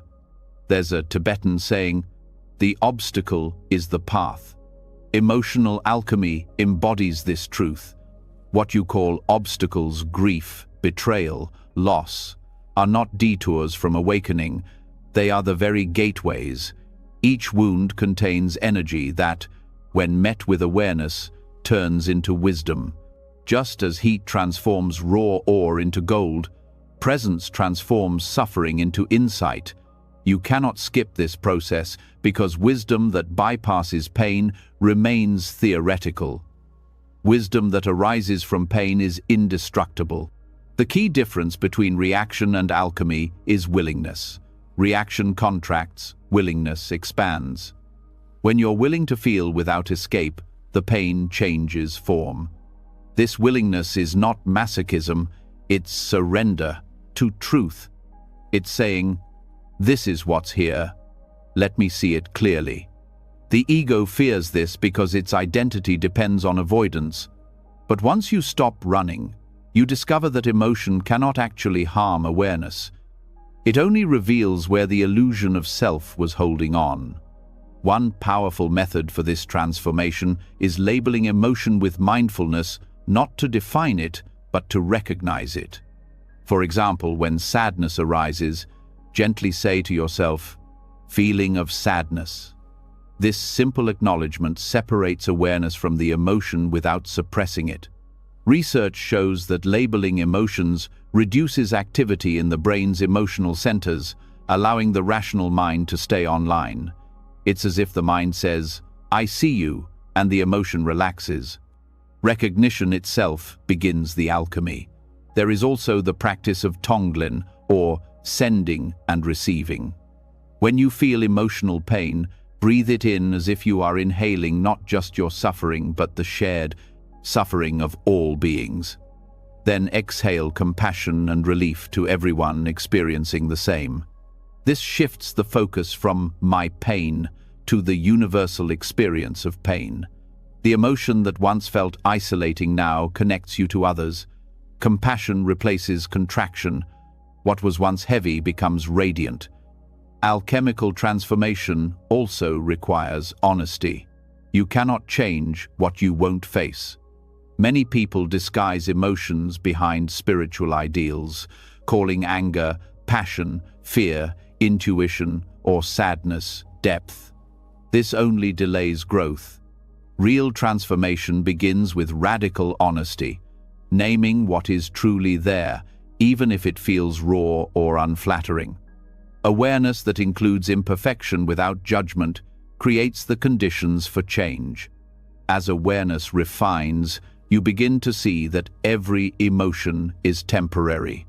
No matter how intense, it cannot stay. This insight alone softens fear. When you trust impermanence, you stop clinging to pleasure and resisting pain. You let emotions come and go like weather. This natural flow prevents stagnation. Emotional stagnation leads to suffering. Movement restores health. This is why allowing grief to move through tears is cleansing, while holding it back becomes depression. The body is an essential participant in this process. Each emotion has a corresponding posture, breath pattern, and muscle tension. When you consciously relax these physical expressions, you give the emotion room to evolve. For example, loosening the jaw and lengthening the exhale during anger reduces its heat. Placing a hand on the heart during sadness signals safety to the nervous system. The body becomes the laboratory of transformation, where awareness and sensation meet. Emotional alchemy also teaches you to recognize secondary emotions, the emotions about emotions. Shame about fear, guilt about anger, pride about sadness. These layers multiply suffering. Awareness can peel them away by noticing, here is fear, followed by, here is shame about fear. Each layer seen clearly loses strength. Eventually, you reach the raw core, the original emotion, and meet it with compassion. That meeting is liberation. Another vital insight is that emotion and thought feed each other. Thoughts intensify emotion. Emotion fuels thought. Breaking this loop is central to transformation. Mindfulness interrupts the feedback cycle by bringing attention to direct sensation rather than narrative. When you stop telling yourself why you feel something, the emotion's energy starts to disperse. Without the mind's commentary, emotion dissolves faster and leaves clarity behind. Emotional alchemy doesn't end with personal healing. As your understanding deepens, you begin to sense the emotions of others more clearly. But unlike empathy that overwhelms, this awareness remains balanced. You feel others' pain without drowning in it because you've learned to let emotion flow rather than stick. This is how healers and teachers sustain compassion without exhaustion. They don't absorb, they transmute. They meet suffering as energy that can be transformed through presence. Sometimes, transformation happens not through meditation but through creative expression. Writing, painting, music, or dance can act as vehicles for emotion to move and change form. When you translate pain into art, you are giving it new meaning, turning chaos into coherence. This is not escape, it's expression guided by awareness. The act of creation mirrors the inner alchemy. Raw emotion becomes beauty, and beauty becomes insight. One profound aspect of this transformation is humility. Pain humbles the ego. It reminds you that control is limited, that life moves through you, not just for you. When you bow to this truth, emotional turbulence becomes less personal and more natural. You begin to see that even strong emotions arise as part of life's intelligence, not punishments, but signals. Endurance taught you to stay, alchemy teaches you to learn. There is a stage in practice where old emotional patterns resurface intensely. This is not regression, it's purification. The mind, now strong enough to hold awareness, brings up repressed emotions for release. It can feel chaotic, but this is healing's rhythm, the sediment rising before the water clears. If you stay present and trust the process, the turbulence passes and leaves deep stillness behind. The same emotions that once ruled your life become portals to awakening. Emotional alchemy also involves integrating insight into action. When anger transforms into clarity, it might call for setting a boundary. When sadness becomes compassion, it might lead to service. Wisdom is not passive. It expresses itself through behavior. The mark of transformation is not the absence of emotion, but the presence of skillful response. You start to act from awareness instead of reaction. Over time, you develop what the Buddhists call equanimity, a steady mind that meets joy and pain with equal presence. This doesn't mean indifference, it means intimacy with both. Emotional balance arises naturally when you trust the process of transformation. You no longer chase highs or fear lows. You live in the middle way, where emotion flows freely without owning you. Even spiritual bliss can be transformed through this awareness. Joy, when grasped, turns into craving. When observed, it becomes gratitude. The same mechanism of transformation applies to every feeling. The moment awareness touches emotion, the duality of good and bad dissolves. All emotions become expressions of the same energy consciousness experiencing itself. This realization brings deep peace. You begin to see that what you called pain was simply energy asking to be known. The more you meet it, the less you fear it. Fear of feeling is the root of suffering. Feeling fully is liberation. Through emotional alchemy, even the heaviest grief becomes compassion, and the sharpest anger becomes courage. The final stage of transformation is silence, not the silence of avoidance, but of completion. When emotion has delivered its message, it dissolves into quiet awareness. That stillness is not empty. It is full of understanding. It's the same stillness you touched in the moment before resistance, now enriched by the wisdom gained through endurance. This silence is the true gold of emotional alchemy, not the absence of feeling, but the peace that arises when every feeling has been seen, felt, and released. And from this stillness, a subtler challenge emerges, the awareness of how even healing can become attachment.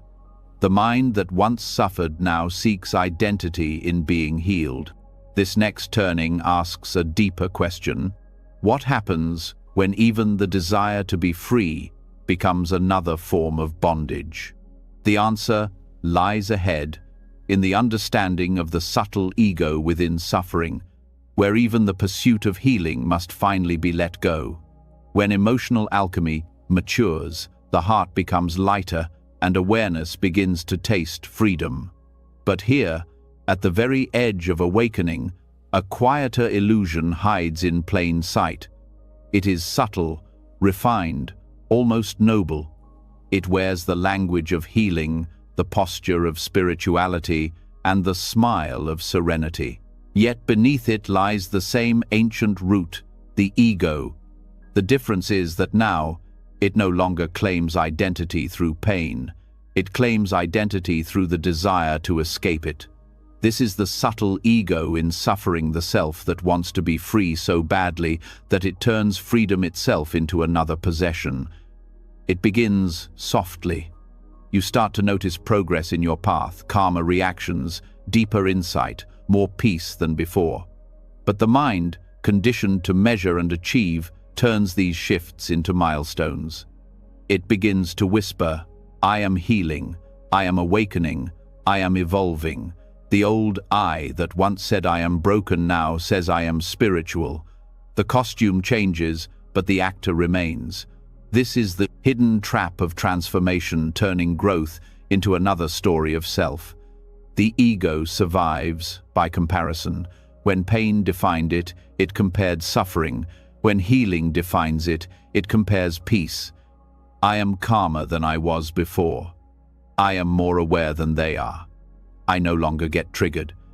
These sentences sound harmless, even encouraging, but each one secretly reinforces a sense of me at the center. And as long as the me is there, suffering has a seed to return to. Because the ego's nature is to grasp, it doesn't matter whether it grasps for wealth, status, or enlightenment. The structure is the same: identification with experience. The Buddha called this the subtlest form of craving, the craving for non-existence. It's the hidden desire to transcend suffering by annihilating the self that suffers. But wanting to get rid of suffering is still desire. And desire, however noble, strengthens the illusion of separation, the one who suffers versus the one who seeks to end suffering. In truth, there was never such division. Pain and awareness arise in the same field, like waves on one ocean. When the mind stops dividing them, both calm and turmoil lose their opposites. This doesn't mean you shouldn't wish to be free from suffering. It means freedom cannot be achieved through the will of the ego. The more you chase liberation as an object, the further it moves away. It's like trying to grab your reflection on the water. The harder you reach, the more it ripples. True release happens when the seeker dissolves along with the suffering. Then there's only awareness itself, silent, spacious, unowned. One of the most deceptive traps in healing is attachment to progress. You start monitoring your inner life like a performance. You judge whether you were mindful enough today, whether your meditation was deep enough, whether your reactions were spiritual enough. This constant evaluation turns presence into a scoreboard. You start chasing the perfect version of yourself, healed, wise, unshakable. But this perfection is fantasy. Awareness doesn't need you to be perfect, it needs you to be present. Progress happens naturally when you stop measuring it. Healing becomes attachment when it's used to prove worth. The ego loves subtle superiority, being the one who gets it, who's more conscious than others. Spiritual identity is still identity. The words may change, but the function is the same. To make the self feel safe through definition. Real growth feels lighter because it doesn't cling to definitions at all. You stop needing to be someone, even someone awakened. Another layer of this subtle ego is the fixation on control disguised as healing. You start believing that if you meditate enough, eat perfectly, or think positively, pain will never touch you again. This belief turns spiritual practice into armor. But life does not serve comfort, it serves evolution. Pain still comes, not to punish, but to keep you real. When you see this, you realize that true freedom is not control over experience, it's openness to all of it. At the root of the subtle ego lies fear, the fear of disappearing. The self, sensing its dissolving edges, clings even harder to identity through spirituality. It says, I am the witness, I am consciousness, I am awareness. But even these statements can become traps if clung to as concepts. The awareness you truly are doesn't need to name itself. The moment you claim awareness as mine, you've already created a distance. Pure awareness has no owner. It's not something you become, it's what remains when becoming ends. Mindfulness practice helps reveal this pattern. When you observe the mind closely, you see how it subtly claims every experience. It says, I did this, I achieved that, I failed here. Even in meditation, it comments, I was so peaceful, I lost focus. I need to go deeper. The noticing of these thoughts is key. Every time you see the ego reaching for ownership, awareness expands. The act of seeing without judgment begins to dissolve the grasp itself. You don't fight the ego, you illuminate it. Light naturally erases shadows. The ego also hides behind language of healing words like letting go, forgiveness, and alignment. These are beautiful when authentic, but when used as decoration, they become spiritual avoidance.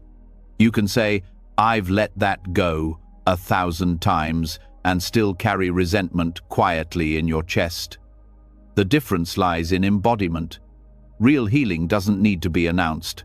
It shows itself through gentleness, through the absence of inner tension, through your ability to meet life as it is.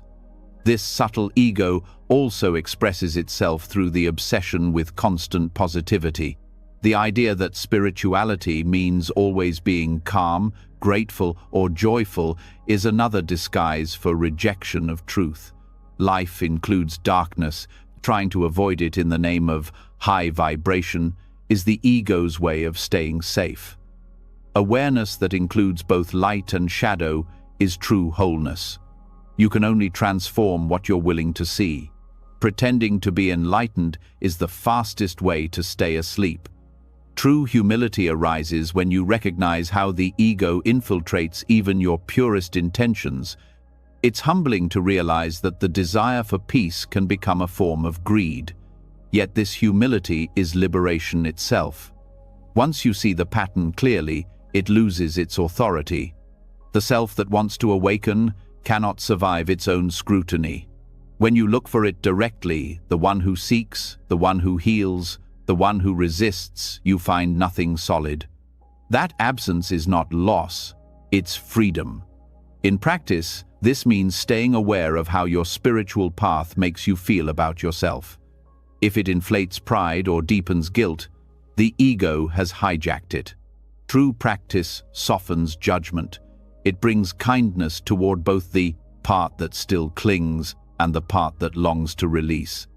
You start to treat the ego not as an enemy but as a child who misunderstood life. It's just trying to protect you. When you stop fighting it, it relaxes.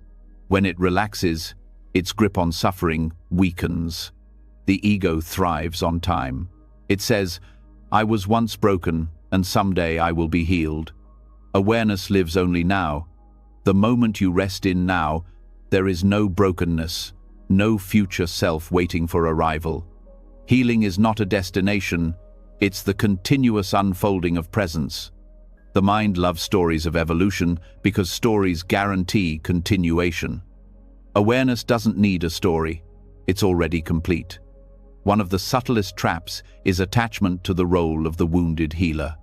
You begin helping others not purely from compassion, but from the unconscious need to maintain identity through purpose. You want to be needed, to be recognized as wise or nurturing.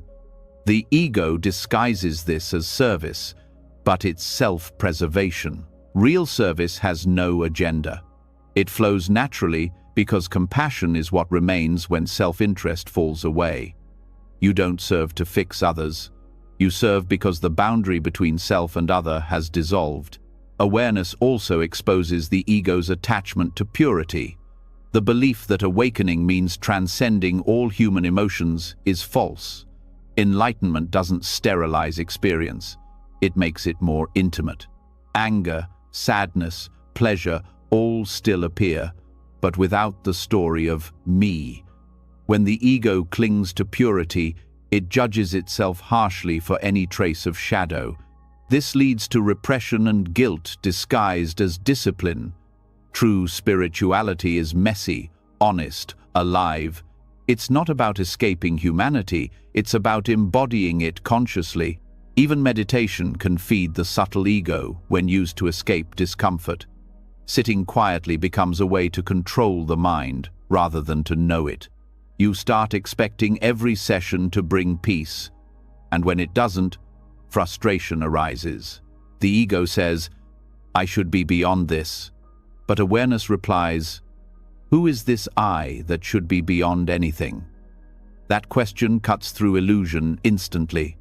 Meditation, when practiced correctly, is not about achieving stillness, but about meeting what's already present, restlessness included. In deep introspection, you'll find that the ego's favorite fuel is judgment, even self-judgment for having ego. You start to think, "I shouldn't have these thoughts anymore," or "I'm failing at awareness." This meta-judgment creates endless loops of self-critique. The way out is radical acceptance. You simply notice, judgment is here, and let it be seen. When the light of observation touches it, the judgment collapses. Awareness does not judge, it simply knows. Another layer of the subtle ego is the attachment to being the observer. After awakening to awareness, some people begin to identify with the witness. "I am the one who observes everything," but this too becomes a role. The ultimate insight is that even the observer arises within awareness. There is no separate watcher, there is only watching. When you grasp this, even the last trace of "I am aware" dissolves into pure being. Awareness watches itself infinite, effortless, and silent. This realization shifts your relationship with healing entirely. You no longer see healing as something to accomplish, you see it as something that happens naturally when you stop interfering. Just as a cut heals when left clean and untouched, the psyche heals when awareness stops manipulating it. The ego heals by realizing it was never broken, only misidentified. What it thought it needed to fix was already whole underneath. Paradoxically, the more you accept that suffering may never fully disappear, the lighter life feels. When you stop demanding constant bliss, peace arrives quietly. The acceptance of imperfection is the ultimate perfection. You stop asking, "When will I be free from pain?" and begin to notice, freedom is here, even with pain. The ego cannot comprehend this because it sees liberation as an event. Awareness knows it as the nature of every moment. Practically, this means meeting each experience without agenda. When discomfort arises, don't use practice to remove it. Use it to know it. When joy arises, don't cling to it. Let it flow. Each moment becomes a mirror showing where the ego still hides. Gratitude replaces striving. You no longer meditate to escape life, you meditate to embrace it. Healing stops being a goal and becomes a side effect of honesty. In relationships, this understanding softens everything. You stop trying to fix others or make them see the light. You respect their process as part of the same unfolding consciousness. You realize that your peace doesn't depend on their awakening. This humility dissolves superiority and creates genuine connection. Love becomes less possessive, more open, a silent recognition of unity rather than a performance of care. The subtle ego also hides in spiritual disappointment, the feeling of failure when enlightenment doesn't arrive as expected. You may think, "I've practiced for years. Why do I still suffer?" But the question itself is the ego's voice. It measures progress as if awakening were a product. Awareness doesn't accumulate, it unveils. Each moment of sincerity is already awakening in action. The rest is the ego's impatience for results. Eventually, you start to laugh at the entire play, the seeker, the search, the frustration, the breakthroughs. You see that it was always awareness experiencing itself in different disguises. Laughter here is sacred. It's the release of cosmic irony. The ego's effort to dissolve itself is like a wave trying to stop being water. When you see this, striving ends naturally. What remains is simplicity, being as you are. At this point, practice becomes effortless. You no longer meditate to become peaceful. Meditation is what peace does when left alone. You no longer heal to achieve wholeness. Healing is what wholeness expresses as it remembers itself. The ego may still arise, but it's transparent, like a shadow dancing on sunlight. It's seen, but it no longer defines.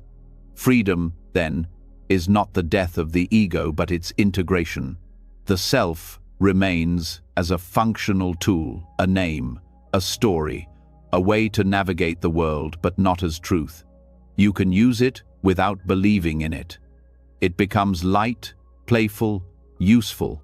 You no longer need to destroy it. You simply stop mistaking it for who you are. And from this effortless clarity, the next lesson unfolds naturally: how to extend this freedom outward without exhaustion. Because when the ego no longer clings, compassion flows without fear of depletion. The next step of wisdom explores how to sustain boundless compassion without burnout, the art of giving without losing yourself, of feeling everything without drowning in it. When the ego loosens its grip, the heart naturally begins to expand. Compassion arises not as effort, but as a quiet, effortless knowing that all beings move through the same tides of pain and joy.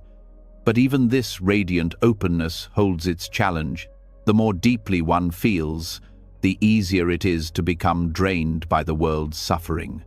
The sensitive mind begins to absorb everything: the grief of others, the noise of injustice, the endless ache of empathy. This is where compassion, if misunderstood, becomes exhaustion. And yet, in the great Buddhist traditions, monks and teachers sustain compassion for all beings without depletion. How? Because they do not carry suffering, they understand it. Their compassion flows without ownership. Empathy fatigue arises when care is filtered through identification. The mind says, "Their pain is my pain," and without awareness, this thought turns into fusion. You start to feel responsible for what you cannot control. The heart tightens, trying to hold too much. True compassion, however, is not fusion, it is connection without confusion. It allows you to feel with others, not as them. This distinction is vital. When awareness sees suffering clearly, it responds with love, but it does not drown. In Buddhist psychology, this difference is explained through two qualities: empathy, karuna, upanisaya, and compassion, karuna. Empathy senses another's pain. Compassion meets that pain with wisdom. Empathy alone is like water soaking into cloth it absorbs until saturated. Compassion, guided by wisdom, is like a flowing river it moves through without stagnating. Monks learn this flow through years of meditative training, cultivating equanimity alongside empathy so that care does not turn into burden. Equanimity, upekkha, is not cold detachment. It is spacious love. It sees the truth of interconnection without clinging to outcomes. When a monk sits beside a dying person, he does not resist the inevitability of death. He honors it with presence. Because he accepts impermanence, his compassion remains clear. There is sorrow, but no despair. Suffering is seen as part of the natural cycle of birth and decay, not a mistake, but an expression of life's unfolding. This insight protects the heart from burnout. The first step in moving beyond empathy fatigue is to understand that you cannot heal another by suffering with them. Pain does not cancel pain. Awareness does. When you enter another's grief with clarity, your calmness becomes medicine. People do not heal because you hurt with them. They heal because your peace reminds them of their own. This is what monks embody: a stable field of presence where others can rest. Compassion must be rooted in balance between feeling and wisdom. Too much feeling without clarity leads to overwhelm. Too much detachment without feeling becomes indifference. The middle way is neither drowning in emotion nor avoiding it. It is standing in the open field of awareness where emotion passes through freely. This balance is not achieved through control, but through training. Meditation strengthens the capacity to hold energy without tightening. It teaches the nervous system to relax, even while feeling deeply. When monks meditate on compassion, they often use metta bhavana, or loving kindness meditation. They begin by generating kindness toward themselves, then gradually extend it outward to a loved one, a neutral person, a difficult person, and finally to all beings. This expansion trains the heart to feel love without boundaries, dissolving the bias that compassion should be reserved for the few. The key is that compassion starts inward. Without self-compassion, empathy collapses. If you cannot hold your own pain kindly, you will be crushed by the pain of others. Self-compassion is not indulgence. It's the recognition that your suffering, too, belongs to the circle of care. Many people exhaust themselves because they give what they refuse to receive.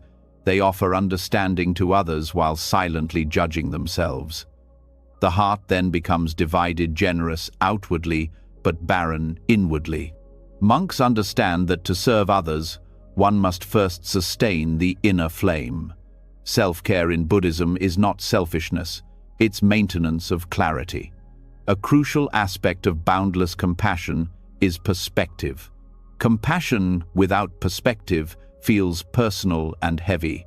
Compassion with perspective feels vast and light. When you view suffering through the lens of karma and impermanence, it stops being tragedy and becomes process. You see that pain is not punishment, but consequence. It's how life balances itself. When you meet someone suffering from this understanding, you no longer pity them, you respect their path. You support without taking ownership of their journey. Empathy fatigue also arises from a hidden expectation, the unconscious belief that your compassion should fix others. When outcomes fail to match that expectation, frustration grows. True compassion does not aim to fix. It simply shines presence into darkness. The Buddha served countless beings, yet never claimed to save anyone. He offered the path, not salvation. In the same way, your role is to be a mirror, not a rescuer. When you release the need to fix, compassion becomes endless because it flows without resistance. This approach redefines boundaries. Many equate compassion with saying yes to everyone, but wise compassion includes saying no when needed. A monk may refuse to participate in harm or enable destructive behavior, not from coldness, but from clarity. Compassion sees that indulging ignorance is not kindness. Setting boundaries preserves energy for service that truly helps. In this way, compassion and discernment walk together. The physiology of compassion also explains why burnout happens. Empathy activates the same brain regions that respond to personal pain, the anterior insular and anterior cingulate cortex. Without mindfulness, repeated exposure leads to fatigue. Compassion, however, activates different circuits areas linked to reward and positive motivation, like the ventral striatum. This means compassion, unlike empathy, energizes rather than drains. The difference lies in perception. Empathy feels pain as mine, compassion sees it as ours. In Buddhist practice, compassion is supported by three pillars: wisdom, equanimity, and joy in giving. Wisdom sees suffering clearly without judgment. Equanimity keeps the heart balanced amid emotional waves. Joy in giving, called mudita, turns service into delight.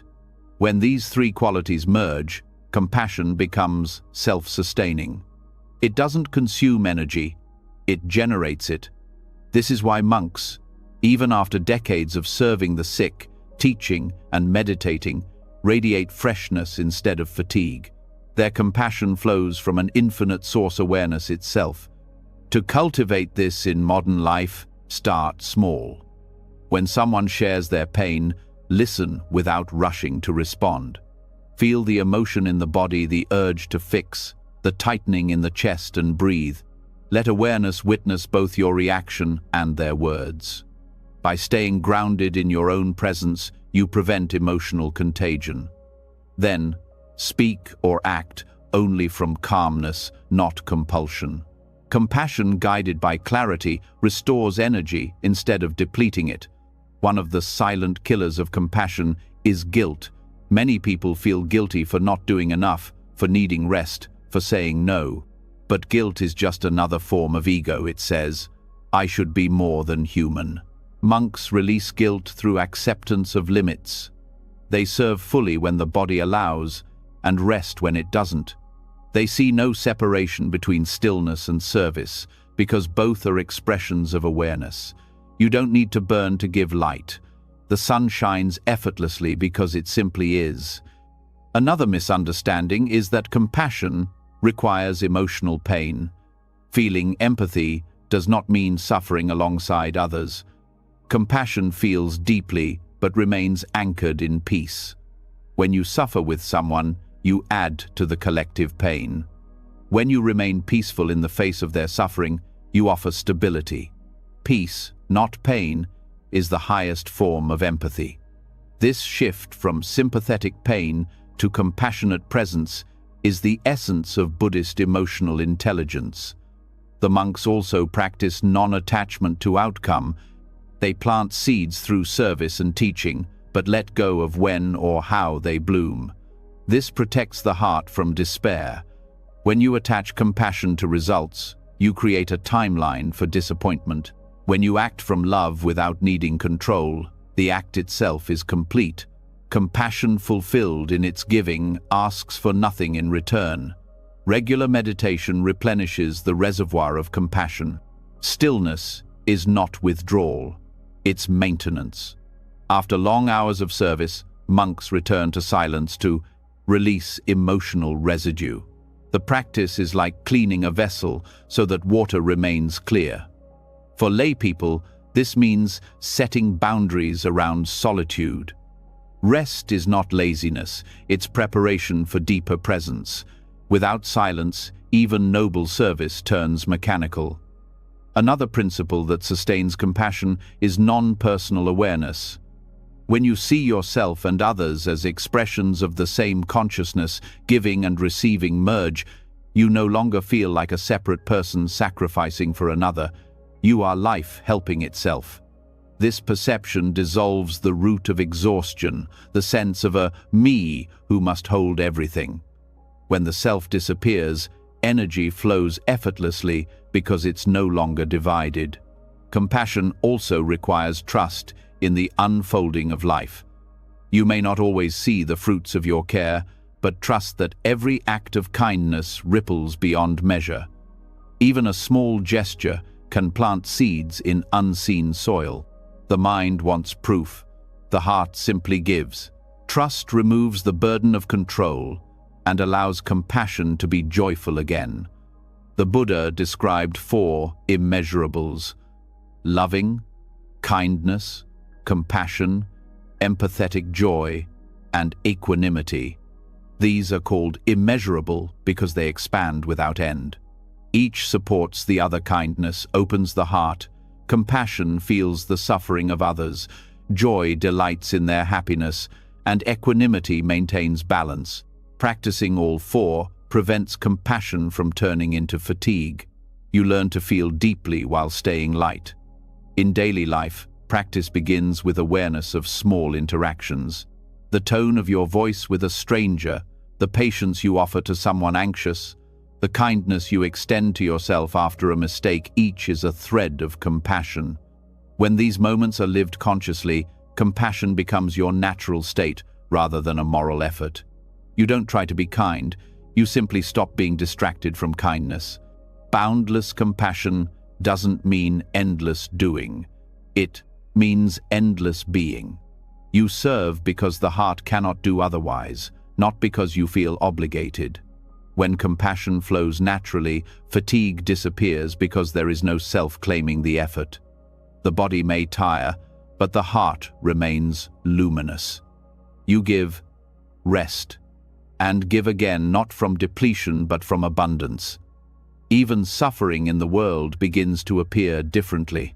Instead of being overwhelmed by its magnitude, you see it as the collective field of awakening. Every pain calls awareness to arise. Your role is not to erase all suffering, but to contribute light where you stand. Each act of genuine care strengthens the web of consciousness. Compassion then becomes not just an emotion, but a force, the pulse of evolution itself. In advanced practice, compassion transcends feeling and becomes presence itself. You don't think, "I should be compassionate." The distinction between giver and receiver fades.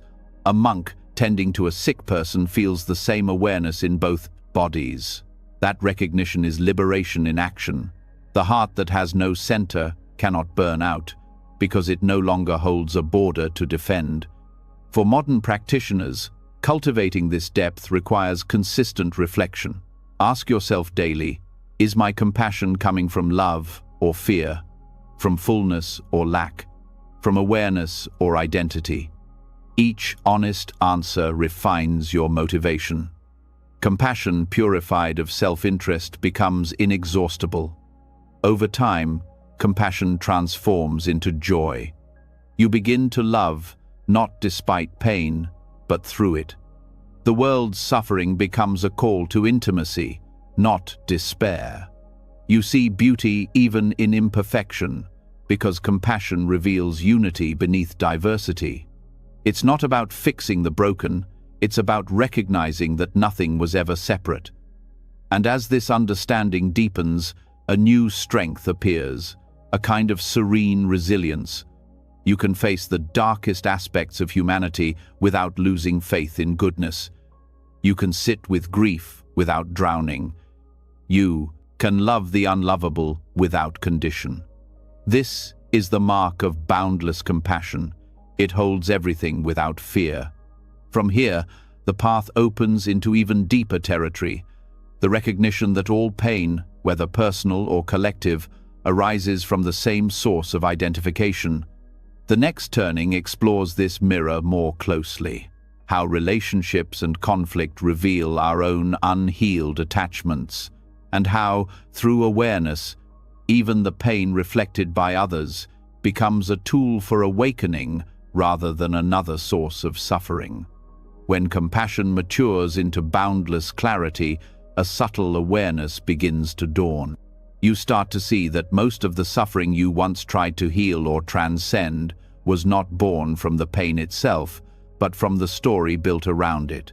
Beneath every emotion, behind every heartbreak or disappointment, runs an inner monologue, a voice that explains, defends, judges, and remembers. It never stops. It speaks softly when you are still and screams when life grows, uncertain. This is the storyteller within the narrator who keeps pain alive long after the moment has passed. The body feels pain once. The mind tells it 1,000 times. That is the essence of cyclical suffering. An event happens, a feeling arises, and then the voice begins to weave meaning. Why it happened, what it says about you, what it means for the future. The mind writes a script faster than you can breathe. Soon the emotion that was meant to move through you becomes trapped in the story about it. You don't suffer from the memory itself, you suffer from the commentary that never ends. This inner storyteller believes it protects you. It tries to make sense of pain to prevent it from repeating. But the mechanism is flawed. The mind cannot stop repeating what it's still trying to understand. So it replays scenes like a film stuck on loop, rehearsing, analyzing, comparing, predicting. It wants closure, but creates continuation. This is why trauma echoes for years, even when the body has healed. The wound has closed, but the narrator keeps retelling the injury. Silence breaks this cycle. Not silence as repression, but the silence that arrives when you stop believing every thought. In that stillness, the storyteller loses its audience. Without attention, the voice fades, and what remains is pure awareness, simple, present, and unburdened by narrative. Monks describe this silence as noble quiet, a state where experience exists without explanation. Pain still arises, but it no longer carries history. It comes as sensation, then dissolves. The storyteller is an evolutionary tool turned against itself. Early humans needed it for survival, to remember danger, to anticipate threats. But in a mind obsessed with control, this function runs wild. The same capacity that helped our ancestors avoid harm now invents harm in imagination. You relive arguments, regret choices, anticipate disasters. The body doesn't know the difference. It reacts to imagined pain as if it were real. Stress hormones surge, muscles tense, and your nervous system lives in a constant state of emergency. The story becomes your prison. To see the storyteller clearly, you must begin to listen consciously. Not to obey, but to observe. Watch how the mind narrates your day, how it labels, criticizes, and predicts. He ignored me. I always mess this up. Things never go right for me. These phrases seem harmless, but they form the foundation of identity. Each repetition etches grooves in the brain, reinforcing emotional patterns. This is how suffering becomes personality. You are not born anxious or unworthy. You become that through storytelling. Neuroscience confirms this. The default mode network, the brain's narrative center, activates when the mind is not engaged in present activity. It stitches together past and future to maintain a sense of self. Meditation quiets this network, which is why moments of deep stillness feel free of identity.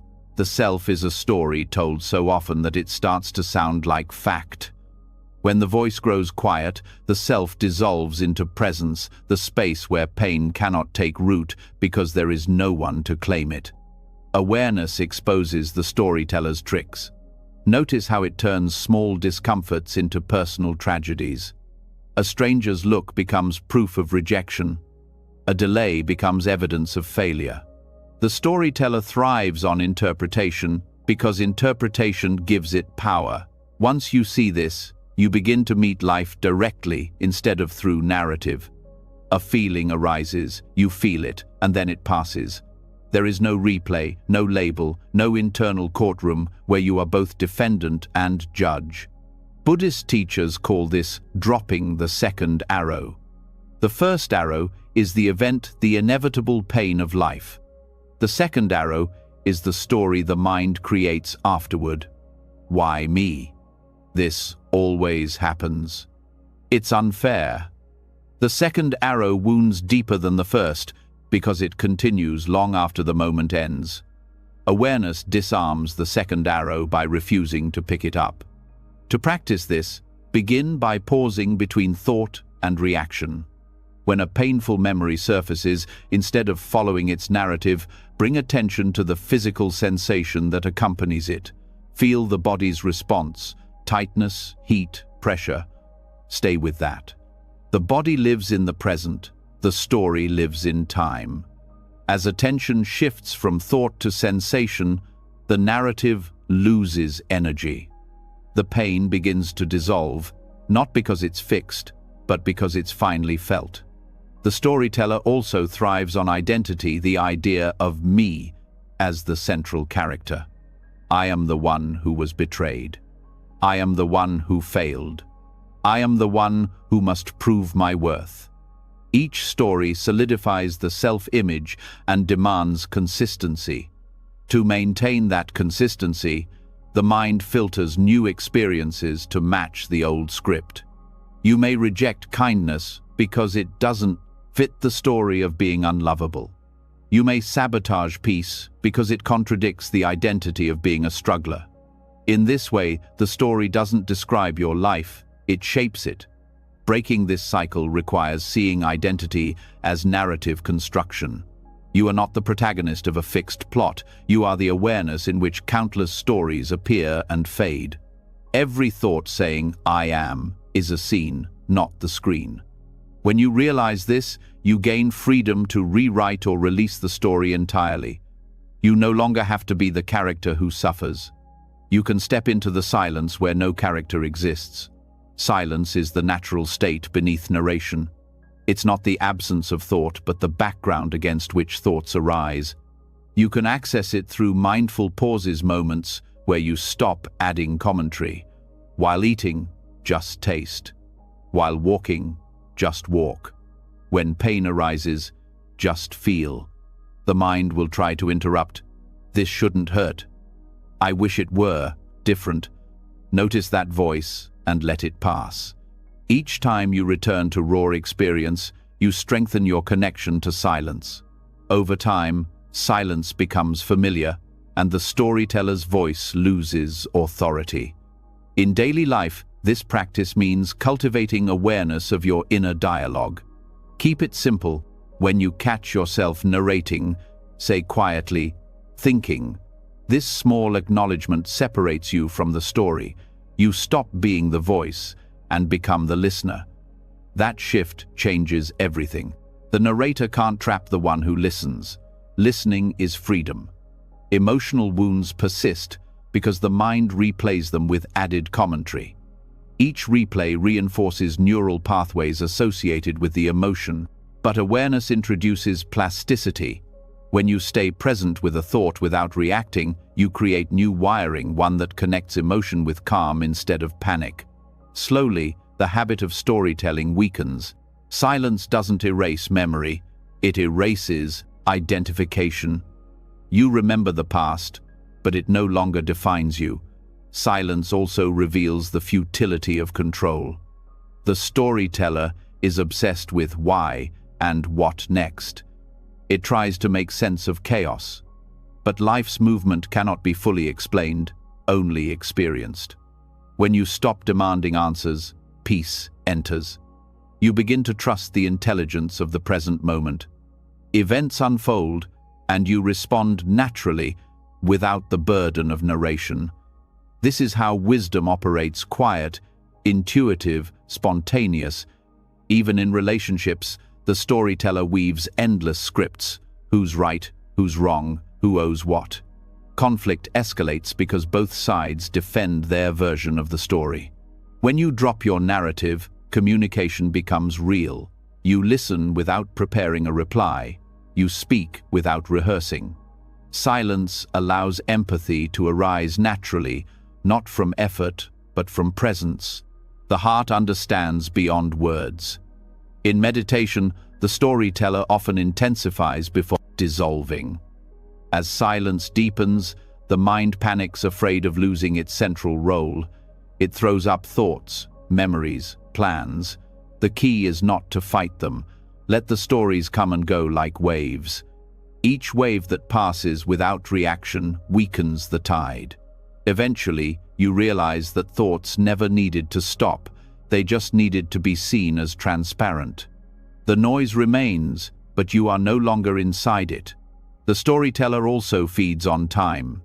It lives in the past and future because those are the only places where story exists. The present moment is too immediate to narrate.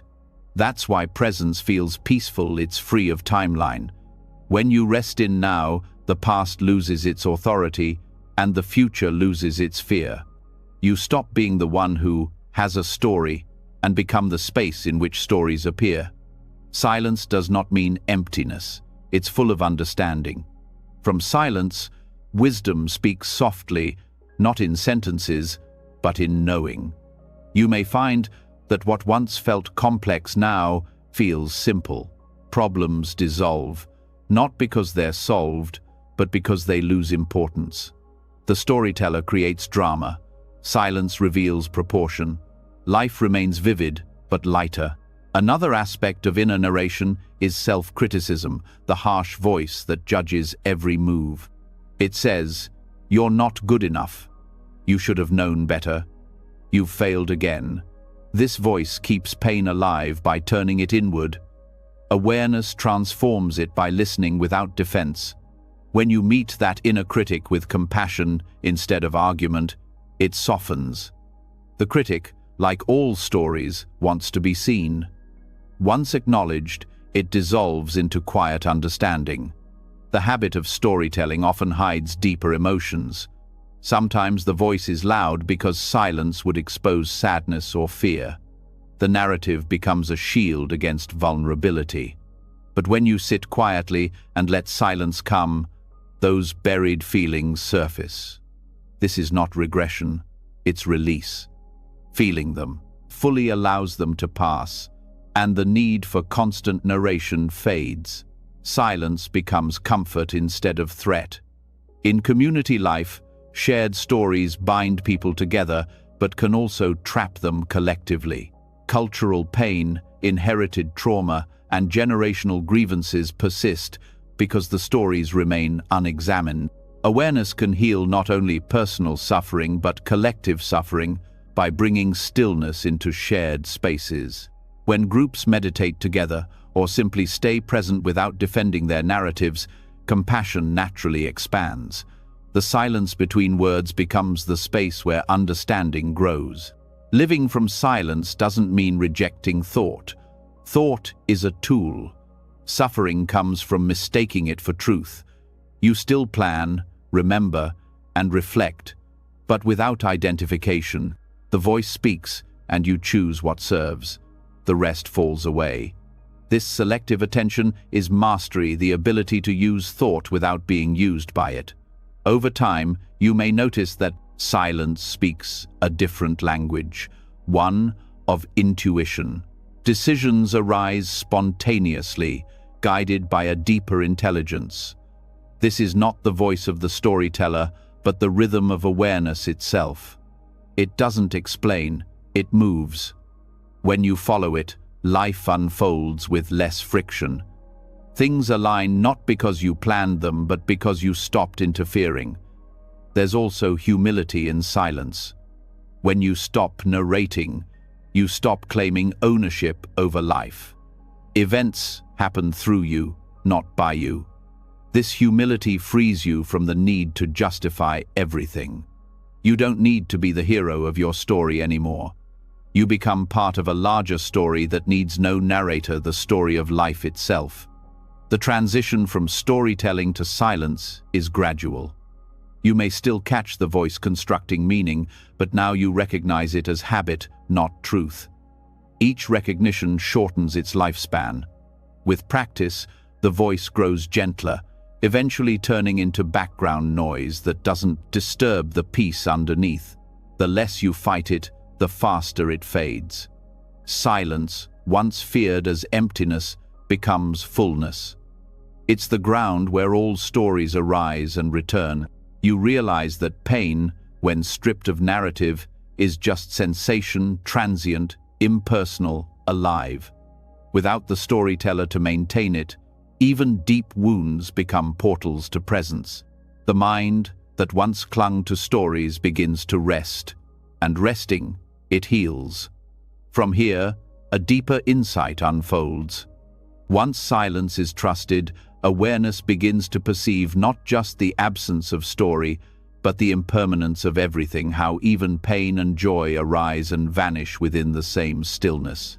This understanding leads naturally into the next realization, that liberation is not found in controlling experience, but in recognizing its fleeting nature, the wisdom of impermanence, where pain ends the moment we stop believing it can last forever.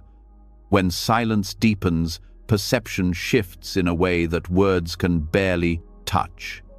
The stories fade, the noise quiets, and something extraordinary begins to unfold. The direct awareness that everything you feel, every pulse of emotion, every flicker of thought, every ache in the body is in constant motion. Nothing stays. Even pain, which once felt like an immovable mountain, begins to show cracks of change. The heat cools, the tightness loosens, the memory softens. This is the gateway to temporal liberation, the understanding that pain loses power the moment you see its impermanence, not as an idea, but as a lived reality. The Buddha called this truth anicca, impermanence. It's one of the three marks of existence, yet it's also the one most easily understood in theory and most deeply feared in experience. Everyone knows things change, but few truly feel it moment by moment. To experience impermanence is to stand in the flow of life and watch everything, joy, sorrow, body, identity, arise and dissolve with the same inevitability as waves returning to sea. You no longer cling to pleasure or resist pain because both are made of the same transient substance.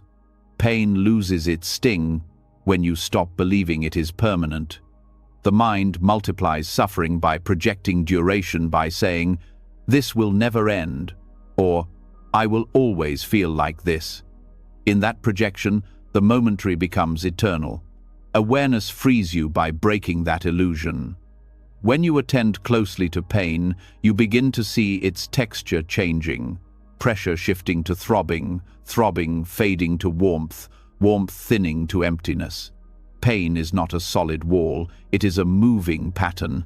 The more clearly you see this, the less frightening it becomes. Understanding impermanence experientially is not an escape from pain, it's intimacy with it. You observe its nature directly until you realize that it never stays the same long enough to define you. The grief that crushed you one morning feels softer by evening. The anxiety that once held your breath loosens after a few minutes of awareness. The problem was never pain itself, but the belief in its endurance. When you stop fighting to make it end, you discover it was ending all along. The practice begins with observation. Sit with any sensation, pleasant or painful, and watch its birth, duration, and decay. Notice how even the hardest emotions pulse and shift. The mind says, "This hurts." But if you watch closely, you'll see micro moments where the intensity rises and falls. These fluctuations are the proof of impermanence. The body itself teaches the Dharma. The more precise your awareness, the more you see that pain is not one continuous thing, but a stream of changing signals interpreted by the mind. Neuroscience supports this insight. Brain imaging shows that pain perception involves moment-to-moment processing, not a single unbroken signal. The prefrontal cortex interprets, the amygdala reacts, the sensory cortex registers, all in shifting rhythms. The mind's illusion of continuity stitches these impulses into a solid experience called my pain. But awareness breaks that stitching. You begin to see pain as pulses of sensation rather than a permanent state. This is why mindfulness reduces suffering, even when pain remains. It reveals its changing nature. Impermanence also applies to emotion. Anger, sadness, fear, all feel endless while you're inside them, but none can sustain themselves without fuel. They depend on thought to stay alive. When awareness stops feeding them stories, they dissolve. The body cannot hold tension forever. Even despair has pauses, the spaces between sobs, the brief breaths of stillness. When you rest attention on these spaces, you find the doorway to peace. The pause itself is proof that the storm cannot last. To see impermanence clearly, you must also see how clinging gives birth to time. The mind measures change and creates continuity. Without clinging, time loses weight. Minutes or hours become fluid, like breath. You begin to experience life not as a sequence, but as unfolding presence. In this state, pain can appear and disappear without leaving residue. The mind doesn't store it as trauma because it no longer insists, "This should not have happened." It simply recognizes, "This happened and it passed." The greatest resistance to impermanence is fear of loss. The same mind that wants pain to end also wants pleasure to stay. It doesn't realize they are the same motion viewed from different sides. When you hold on to joy, you plant the seed of future grief. When you resist grief, you plant the seed of future craving. Understanding impermanence dissolves both. You start to meet joy without attachment and pain without aversion.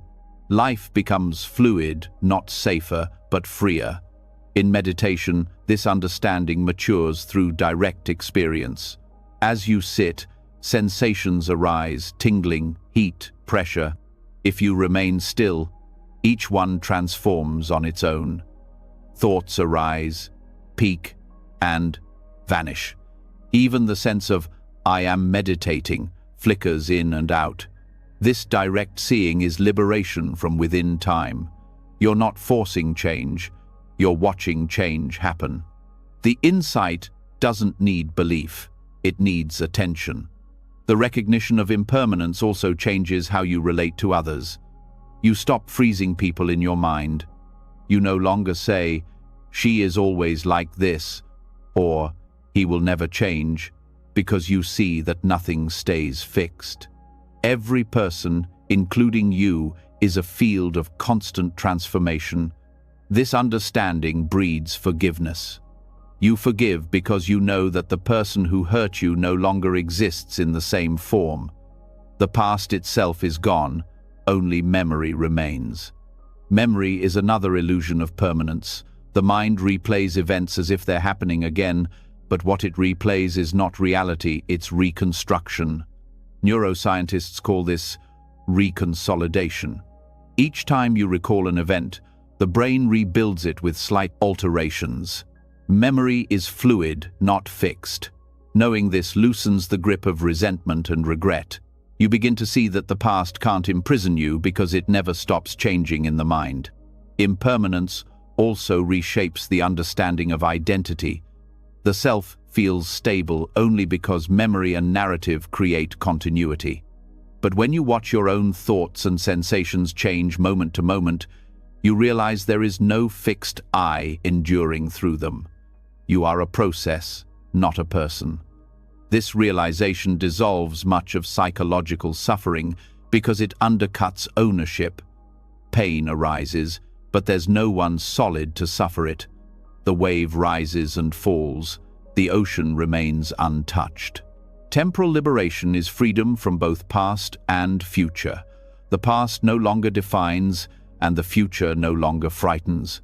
The only reality is the present, endlessly renewing itself. To live here is to live outside the grip of pain's timeline. When discomfort arises, you stay with its momentary nature. When pleasure comes, you savor it without clutching. Life stops being a series of crises to manage and becomes a flow to witness. Understanding impermanence experientially also changes your nervous system. The body relaxes because it no longer perceives pain as eternal threat.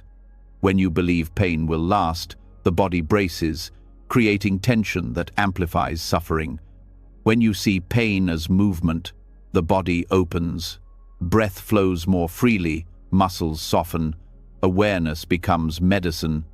You're no longer waiting for pain to end, you're watching it change, and in that watching, tension dissolves. This insight transforms even grief.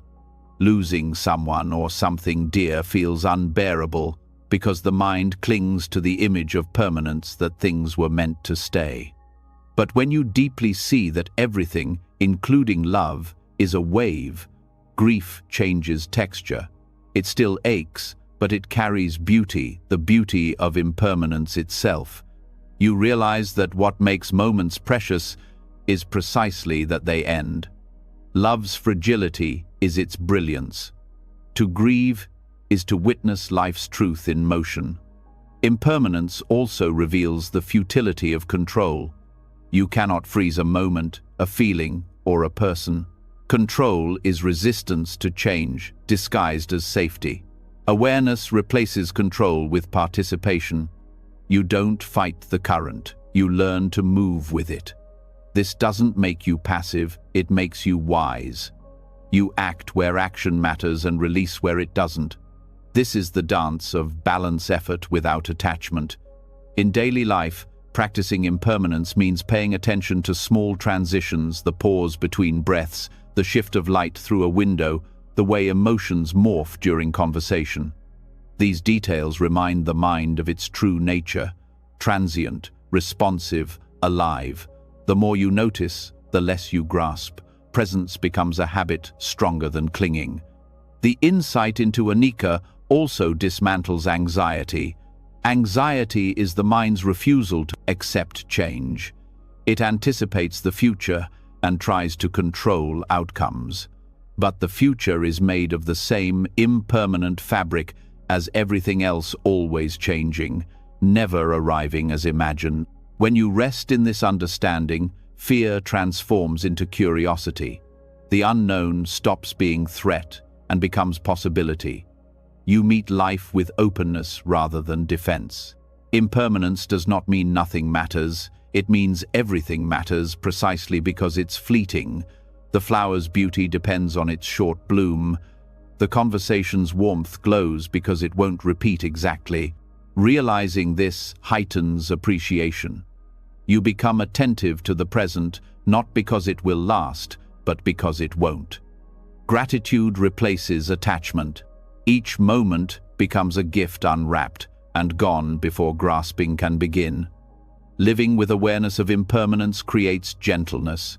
You stop demanding perfection from yourself and others. Mistakes are seen as transient patterns, not fixed flaws. Growth becomes natural because nothing is frozen in identity. This understanding dissolves shame. You no longer say, "I am this kind of person." You see that personality is weather, sometimes sunny, sometimes stormy. The sky remains clear behind it. The experiential realization of impermanence also transforms spiritual practice. Many seekers chase permanent states, eternal bliss, lasting enlightenment. But awakening itself is impermanent as an experience. What remains constant is awareness of change. The wise stop chasing stability and rest in fluidity. They see that permanence was never the goal. Freedom from clinging was. The mind that accepts impermanence finds stillness within movement. Even morality gains depth through this insight. When you know actions have consequences that ripple through time, you act with mindfulness. Yet you also forgive, because no one stays the same person who erred.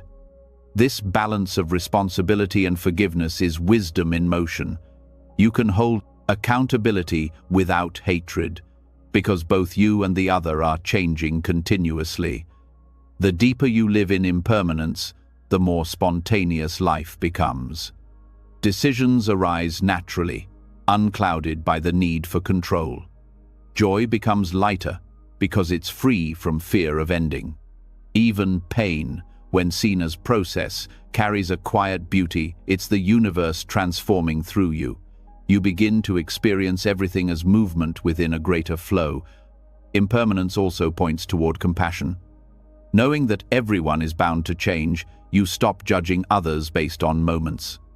A person's anger, greed, or ignorance is seen as a temporary state. This perspective invites patience. Compassion grows not from superiority, but from shared understanding. We are all waves of the same ocean, rising and falling together. There is also serenity in recognizing that death itself is impermanence completing its cycle. Life is not cut short, it fulfills its rhythm. What we call ending is transition. The atoms of the body return to earth. Consciousness continues its mysterious unfolding. When you truly understand impermanence, death loses its terror. It becomes the natural counterpart of birth, two breaths in the same continuum. Meditation on impermanence can be as simple as watching a candle flame. Each flicker is different, each second a birth and death. You watch not to mourn the change, but to marvel at its precision. The flame's beauty depends on motion, so does yours. You are not a fixed entity watching change, you are change watching itself. When this truth is felt directly, fear evaporates. You rest in what never clings. In the deepest realization, even the concept of impermanence dissolves. There is no permanent or impermanent, only unfolding. The mind that divides time into past and future disappears into timeless awareness. This is temporal liberation in its purest form. Freedom not from pain, but from the illusion of continuity that gives pain power. From this place of seeing, every experience, even suffering, becomes luminous. You no longer ask, "When will this end?" because the question itself has ended. What remains is direct participation in the eternal now, where change is not threat but grace. The river flows, the wind moves, and you move with it not as a traveler passing through time, but as time itself unfolding. As understanding deepens, awareness begins to perceive pain as teacher rather than enemy. Each wave of discomfort becomes a reminder of movement, a call to return to presence. The practice of observing impermanence continues naturally into the next exploration.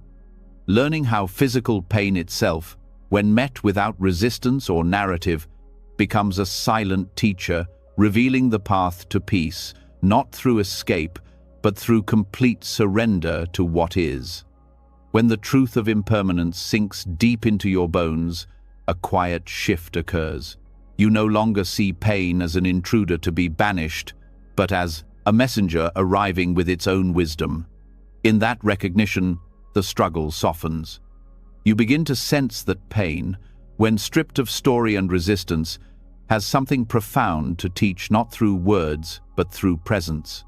This is where the silent teacher appears. Physical pain, unadorned by mental commentary, revealing lessons the intellect could never grasp. Most people meet pain with defense. The body tenses, the breath shortens, the mind protests. This shouldn't be happening. But these reactions only deepen suffering.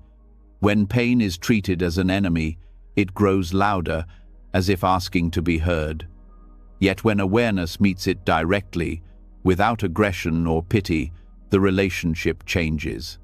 The pain remains, but it stops being personal. It becomes sensation raw, immediate, alive. The body becomes both the field and the instructor. Pain teaches patience first. It moves at its own pace, immune to impatience. The more you fight, the longer it lingers. In meditation, when discomfort arises, an ache in the knee, a sting in the back, the practice is not to flee or force relief. It is to observe, to stay curious. What happens when you breathe into the pain instead of away from it? You begin to notice layers, the physical signal, the emotional reaction, the mental resistance. Beneath them, a quiet stillness waits. This stillness doesn't remove pain, but it transforms the way you experience it. The mind's commentary is what amplifies pain into suffering. The physical signal may last seconds. The mental story stretches it into days. This means something is wrong with me. It will get worse. I can't live like this. Each thought adds tension to the nervous system. Awareness breaks this loop by returning attention to direct sensation. Pain as felt experience is just vibration, pressure, temperature, constantly shifting. Pain as thought is endless. When you stay with sensation, you discover that even discomfort has rhythm. It pulses, expands, and fades. The lesson: nothing in the body is static. Chronic pain, in particular, becomes a profound teacher of presence. For those who live with it daily, escape seems impossible. Yet many long-term practitioners describe a transformation when they stop viewing pain as obstacle and begin treating it as meditation partner. Instead of asking, "How can I get rid of this?" they ask, "What can I learn from this?" Pain becomes a guide into the body's deepest layers, revealing areas of contraction, old emotion, and forgotten fear. The more awareness enters these places, the more they soften. Sometimes the pain lessens, sometimes it doesn't. But the suffering always decreases because resistance fades. This approach aligns with neuroscience. Studies show that mindfulness practice alters how the brain processes pain. The sensory areas still register it, but the emotional centers quiet down. This means pain is felt, but not dramatized. Awareness separates the raw signal from the emotional reaction, allowing calm coexistence. You begin to feel pain without being overwhelmed by it, a skill that transforms not just the experience of illness, but of life itself.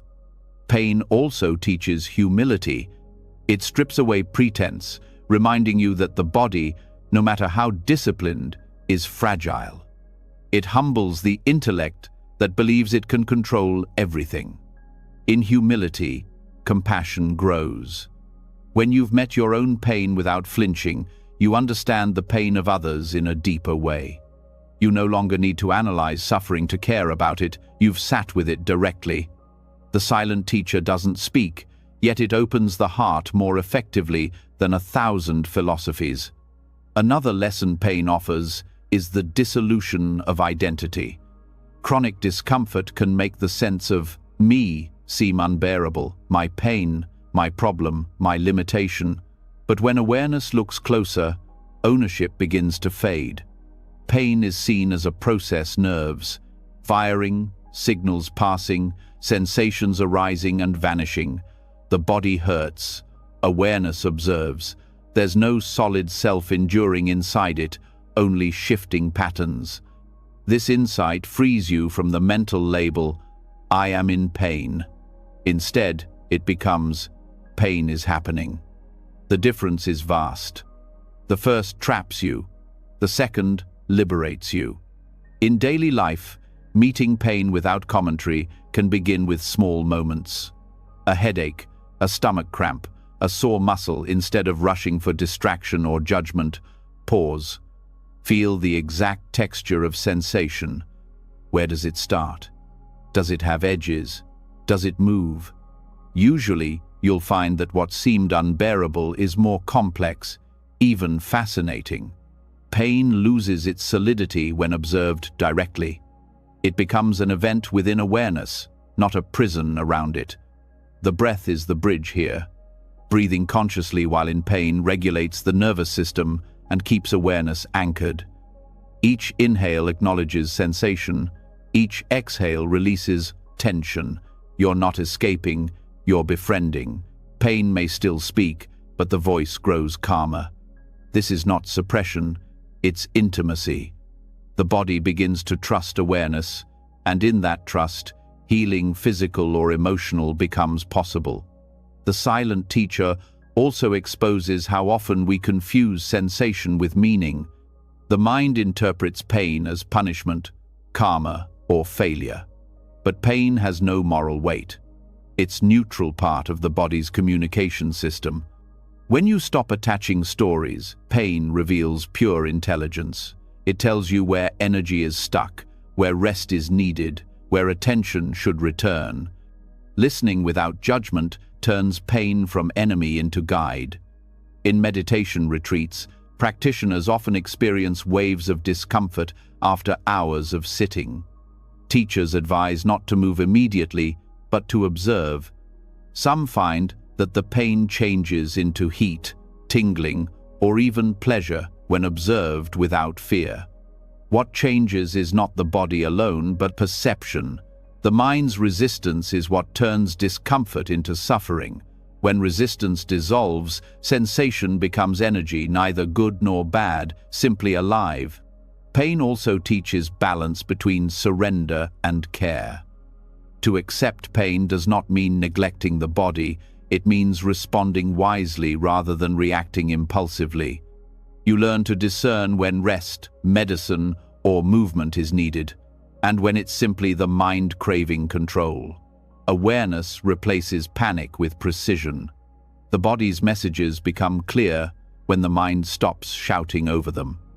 Chronic pain challenges identity at the deepest level. It strips away the illusion that happiness depends on perfect conditions. When peace is found even amid discomfort, freedom becomes unshakable. Monks who endure illness or hardship speak of gratitude for their bodies because pain keeps them awake. It reminds them of impermanence, of the preciousness of each breath. Pain, when met consciously, becomes a constant meditation bell, calling you back to presence. There's also a profound link between physical and emotional pain.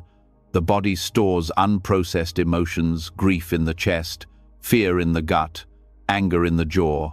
When these areas ache, it's often a sign of old energy asking for release. Meeting pain with awareness allows these emotions to surface and dissolve. The body heals not just physically, but psychically. Each sensation becomes a teacher showing where love and attention were once withheld. Pain invites you into slowness. In a culture addicted to movement and distraction, pain demands stillness. You learn patience not because you want to, but because you must. This forced slowing becomes sacred. In the quiet, subtler realities emerge the heartbeat, the breath, the constant dance of life within the body. You discover that even in discomfort, there is beauty in awareness itself. Silence, when practiced with pain, becomes more than absence of words. It becomes direct communication with life. Without commentary, you feel the body's intelligence guiding you.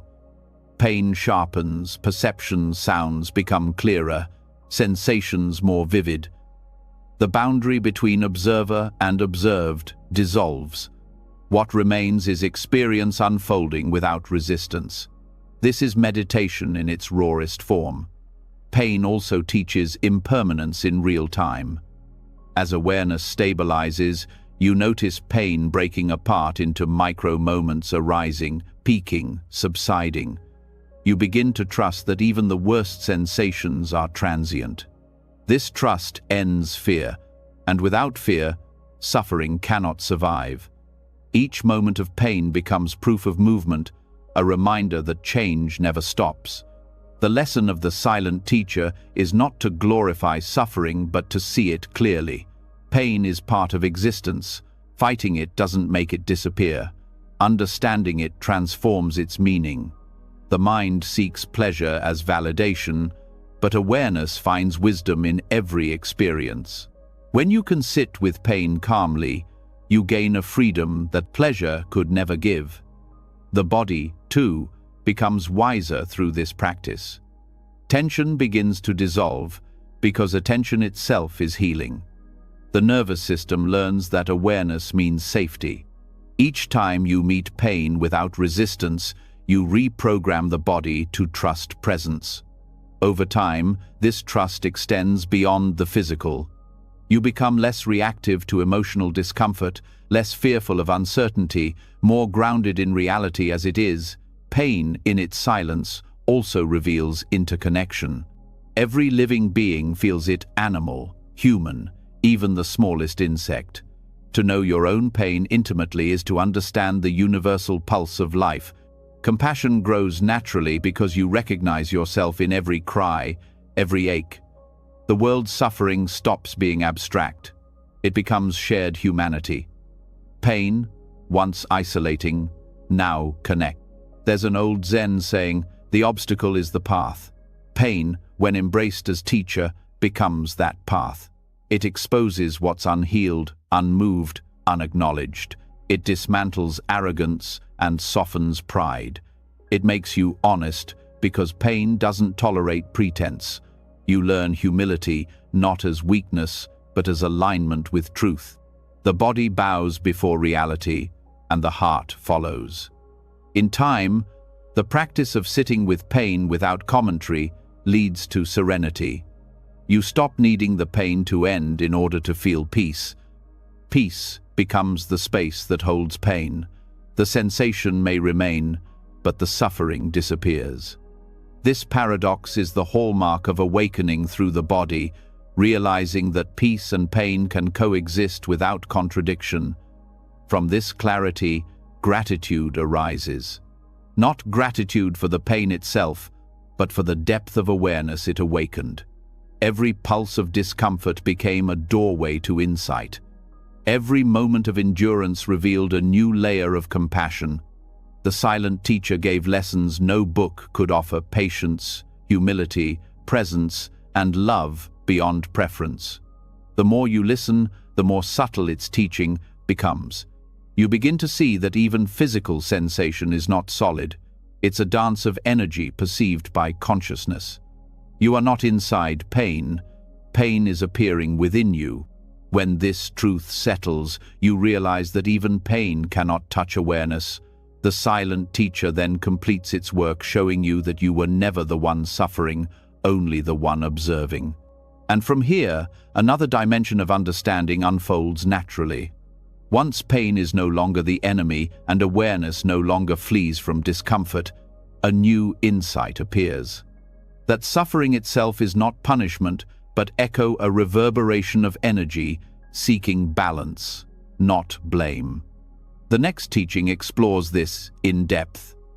How to see pain as karma's echo rather than cosmic judgment, transforming guilt into understanding and resistance into release. When the body has been met with awareness and pain has been seen as teacher rather than enemy, another veil begins to lift. You start to wonder why certain kinds of suffering seem to repeat patterns that return in different forms, lessons that reappear until understood. Some call it coincidence, others fate.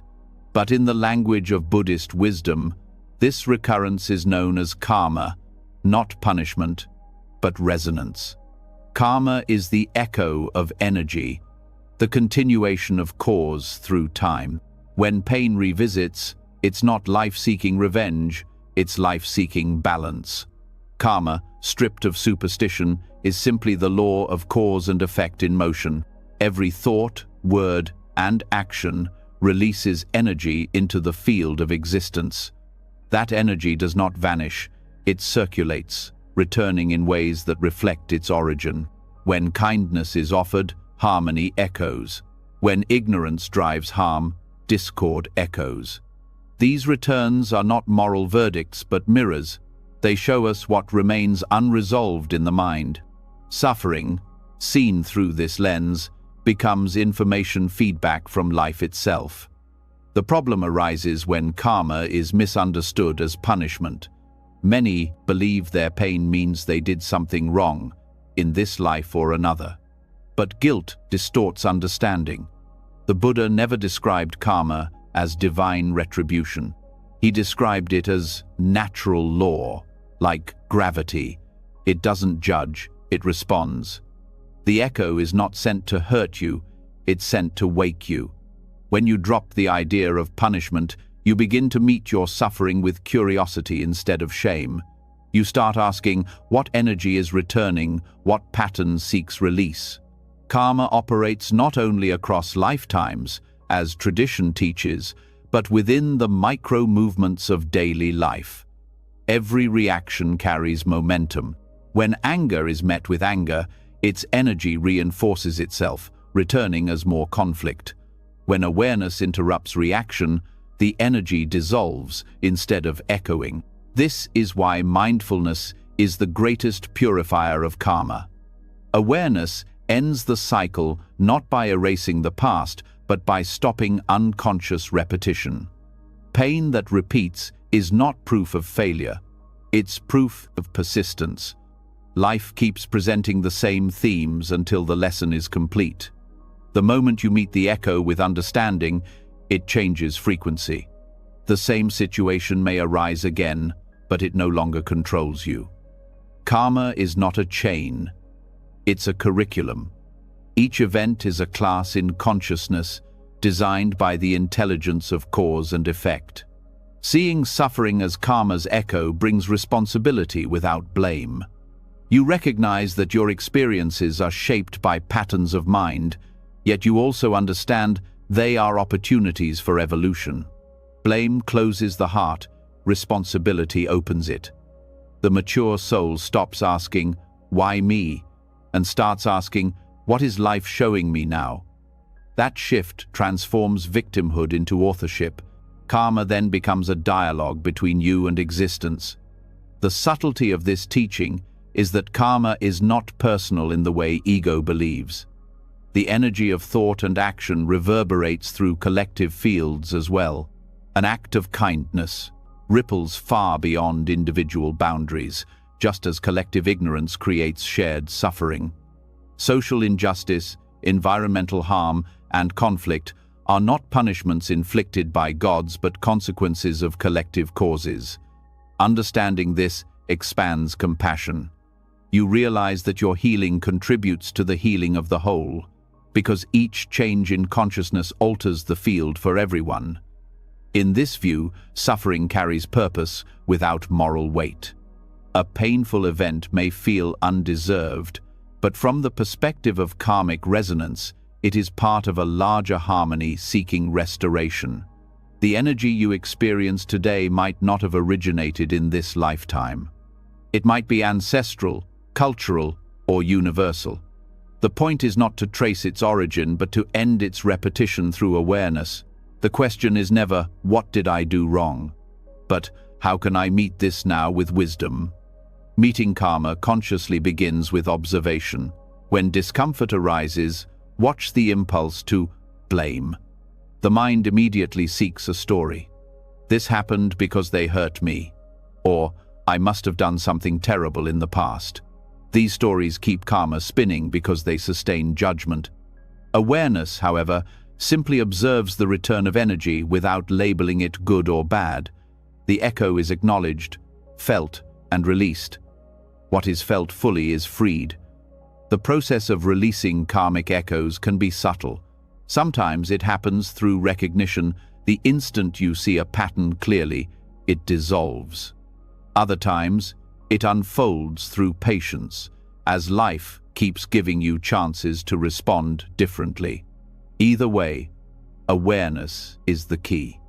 Each conscious choice not to repeat old reactions weakens the old frequency and establishes a new one. In this way, karma is not destiny but practice. Painful relationships are one of the clearest mirrors of karmic echo. You may attract people who reflect your unresolved emotions. Someone's criticism touches your old insecurity. Their indifference revives forgotten rejection. These encounters are not punishments but invitations to integrate what's incomplete. When you respond with awareness instead of defense, the karmic bond loosens. The relationship may change, or it may end, but either way the energy evolves. The lesson is learned when reaction is replaced by understanding. The same principle applies to chronic physical or emotional struggles. When the same illness, financial difficulty, or heartbreak keeps appearing, it signals that a deeper belief is seeking illumination. Life repeats the experience not out of cruelty but out of love, because you are ready to see what you couldn't before. Karma persists only until awareness ripens enough to outgrow it. Once seen clearly, even pain becomes compassion's echo rather than punishment's shadow. Karma also teaches balance through contrast. Pleasure and pain are not opposites but partners in education. Pleasure teaches expansion. Pain teaches depth. One reveals joy, the other endurance. Both are temporary, and both mirror the energy we project into life. When you grasp this, gratitude arises naturally. Even hardship feels meaningful because you know it's part of a larger unfolding of consciousness. Gratitude doesn't erase difficulty, it infuses it with light. Understanding karma experientially requires direct observation of cause and effect in your own life. Notice how anger breeds tension, how generosity breeds ease, how honesty brings peace while deceit creates restlessness. These are not moral teachings but energetic realities. The more you observe, the more faith you develop in the law itself. Faith here is not belief but recognition, a trust that life is coherent, that nothing happens without reason, and that every experience contributes to awakening. To work with karmic echoes skillfully, meditation is essential. When the mind quiets, patterns surface. Old memories, sensations, or emotions may arise, sometimes without clear context.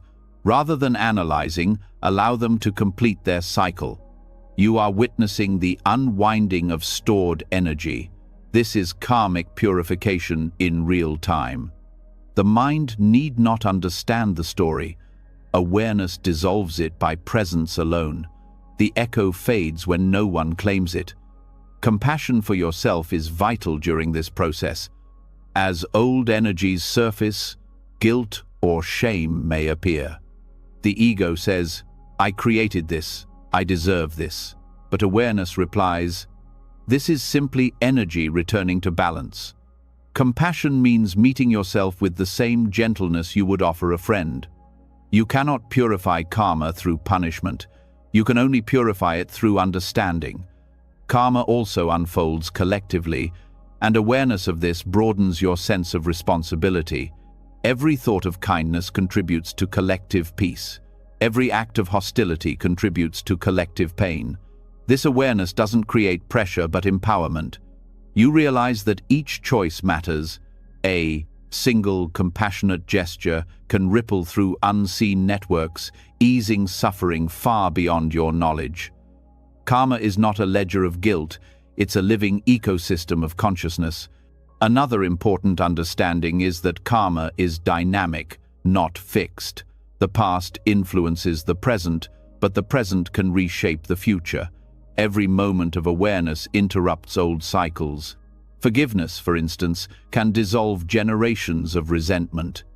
The echo stops, not by erasing the past, but by refusing to send another wave of the same vibration. When you respond with love instead of vengeance, you rewrite your trajectory. The language of karma also invites humility. You stop assuming you know why things happen. The mind loves to assign reasons: "This happened because I deserved it," or "because I'm unlucky." True wisdom recognizes mystery. You may never understand the full web of causes that led to a single event. Acceptance replaces speculation.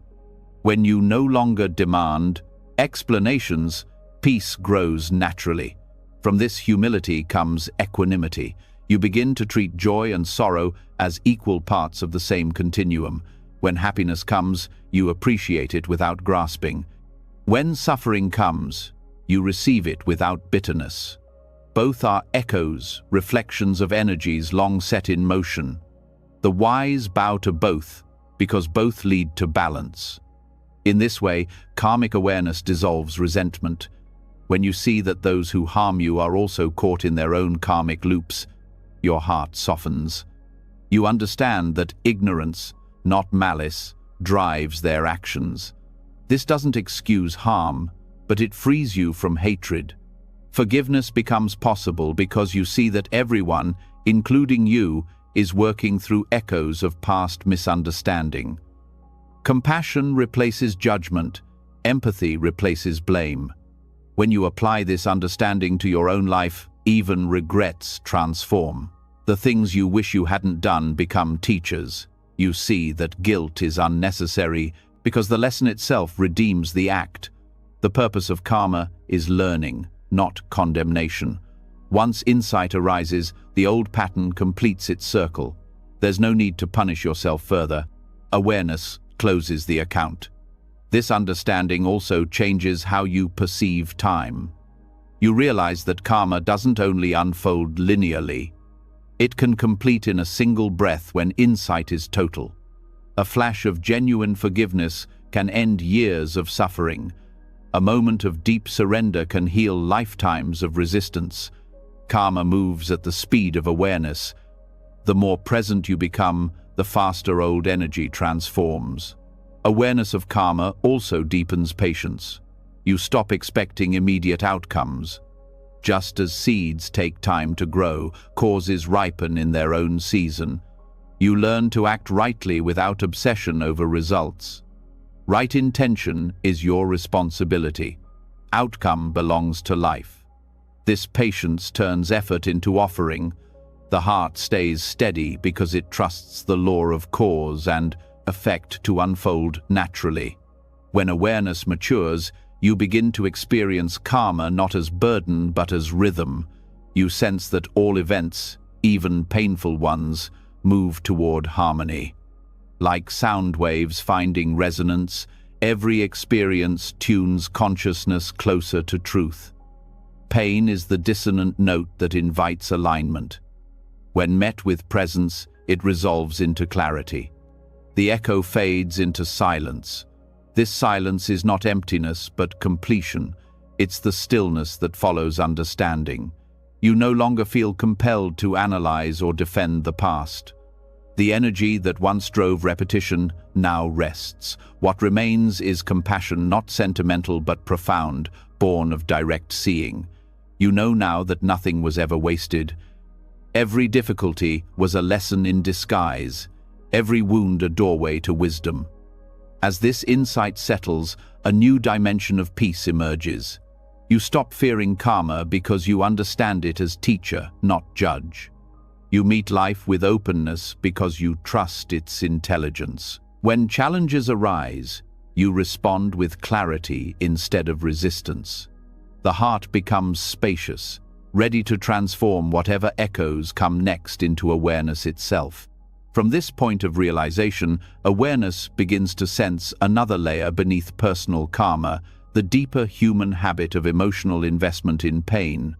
You start to see how, even after karmic understanding, the mind clings to suffering because it finds identity and meaning in it. The next unfolding explores this subtle economy of suffering, why the mind keeps investing energy in its own pain, and how releasing that investment becomes the next act of freedom. And so, after walking through every layer of pain, the body, the mind, the story, the ego, and the echo, a single truth remains: pain will visit, but suffering is a choice. Each lesson points back to the same realization.